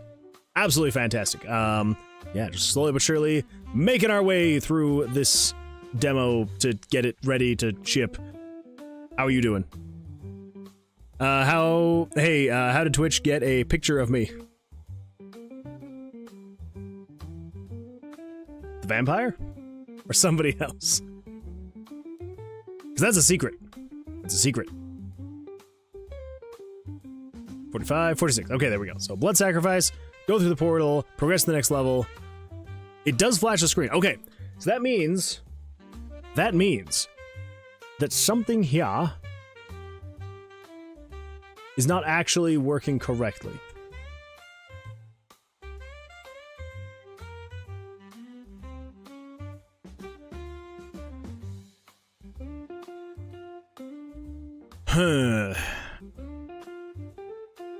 So it should be turning 6-1A to false and 6-2A to false.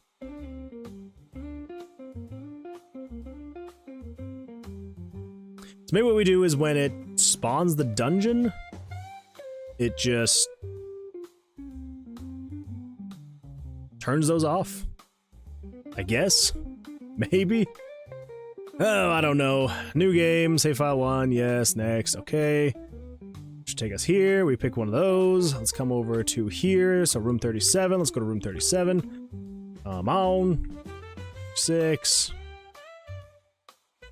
Oh, well, there we go. Well, yeah. Sacrifice. Go through the portal. Oh. We get a perk card. Now we're on level 2. Well, there we go. So yeah, so if we do new game, yes, next, we select a perk card at the very beginning, pick that one, and then if we go over here to room 20, we self-sacrifice, go through the portal, progress to the next level, takes us over here to select a perk card. This one. Well, there we go. Fantastic. Eating food, so automatically good. Oof. That is automatically good. Very nice. Very nice. The Pikachu. The Pika ramen. No ads. He has happened. He has happened. I don't know. I don't know how to answer your question, unknown artist. Okay, so, yeah, so there we go. Have it go to picking perk cards, then go to the next floor. That is good to go. You were able to pick a perk card and then go to the next floor. Absolutely fantastic. Time to the floor transfer. Yes, so that's the only other thing, is tightening up the floor transfer. Because as of right now, it is a little janky, where it's, you know, you got to come in here and you got to be all like, you got to be all like, let's go to, you know, 19. Okay. Okay. You gotta be all like, you know, sacrifice, go through the portal, progress to the next level. It's not great. So yeah, so we definitely want to beautify it just a little bit. But that is definitely going to be something for another day, because I do not have the mental capacity to be able to beautify something like that. I know it's not anything that crazy, but oh my gosh, I am so sorry, YouTube chat. I had Discord up over the YouTube chat, and I did not notice any of these. I am so sorry. Let's see. Dreamcast Hub says, incredible stream. Love to see inside the development of a game. Well, thank you, Dreamcast Hub. I appreciate that. Learn all the references already. Sheesh. Interesting looking game too. Yeah, thank you. Thank you. I appreciate that. Spooky Ghost should get you at the ending. Oh, that would be spooky. The good spooky ghost you hate. He is very spooky, but yeah. Again, I know. I need to stop doing that. I need to stop accidentally leaving Discord up over the YouTube chat, because then I just completely forget about it. And then I swear when I do that, I am so sorry. I'm so sorry. But Dreamcast Hub, if you're still here, I appreciate you being here. And yeah, hopefully it is enjoyable to watch. And Jesse, I am so sorry.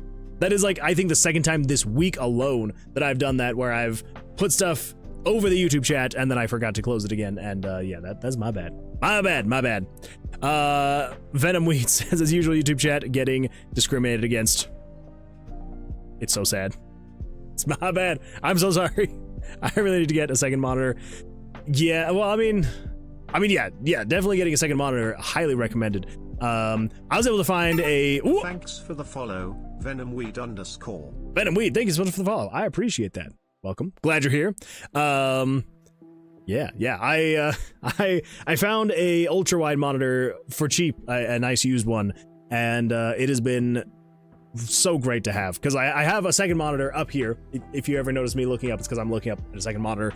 But then I'm able to have the ultra wide, so like I've got all my game dev stuff like right here in front of the camera that I've got, and then I've got everything else like the chats and everything like that over on the other side. But I still just accidentally open things up over YouTube chat, and that is my bad. That is my bad. I am so sorry. So Dreamcast Hub and Jesse, I apologize. I'm so sorry. Because how Linux works, if something is full screen, you can't open other programs. Wait, what? Really? Seems kind of odd. What? Sometimes that's what happens. On the same monitor. Okay, that makes more sense. That makes more sense. Yeah, so having a second monitor would be really nice to have. I'm used to being ignored by my Moon Man. I don't mean to, Jesse. I don't mean to. I feel like both you and Loki, it is such a mistake, and I'm so sorry. Yeah, works for me. What do you mean? Like they can be open, but if you open the hotbar, you can't click them. Huh. That's bizarre. I don't know. I feel like any build of Linux I've ever used, I haven't had that problem, but it also has been a while since I've used Linux in general. So I don't know. Very bizarre. Okay, yeah, so we'll definitely want to tighten up the floor transfer whole thing. But yeah, and then at that point, it should just be adding more monsters, adding more perk cards, adding more puzzles, more mini bosses, and then replacing a few things of the player, like the icons and things like that. Fedora Gnome, Wayland. Good old Fedora. And then, yeah, then the characters, the music, the sounds, all of that stuff. So, yeah, definitely something we are going to be hopefully getting finished up in the next week, maybe 2, hopefully. I would absolutely love if we had a build of the demo ready to go in like 2 weeks. So I can get it uploaded to Steam, have them approve it, and then get to the point where people can just be able to not only wishlist the game, but also download a demo. I think it'd be nice. Anyway, well, yeah, I am just about out of mental capacity, so I think I'm going to head out, but I appreciate everybody being here. Thank you all so much Yeah, it's been an absolutely fantastic stream. So I know that y'all aren't here anymore, but to my 2 raiders, I appreciate it. For anyone that was still here after the raids, I appreciate you being here. For all the follows, the sub, I appreciate all of it. Thank you all so much. It is an absolute blast to be able to work on this game and just hang out with people and have some great conversations. And Jesse, as much as I accidentally ignore you, and Loki, as much as I accidentally ignore you. Axel_Benedict cheered a whopping 1,746,726,637,376 bits. Have a great night, Moon Man. That's a lot of bits. It's a lot of bits, Axel. Thank you. Thank you for the 5. I appreciate it. All right, everybody. Well, hope you all have an absolutely fantastic rest of your evenings. I hope that you'll have an absolutely fantastic rest of your weeks. And I will see you all on the Sunday stream in a few days. So until then, take care. Good luck. And yeah, I'll see you all then. And ready for the abrupt ending. One of these days, I will have an end screen ready to go again. So till then, take care, everybody. We'll see you on the next one. And I'm going to go get some sleep now because I'm exhausted. So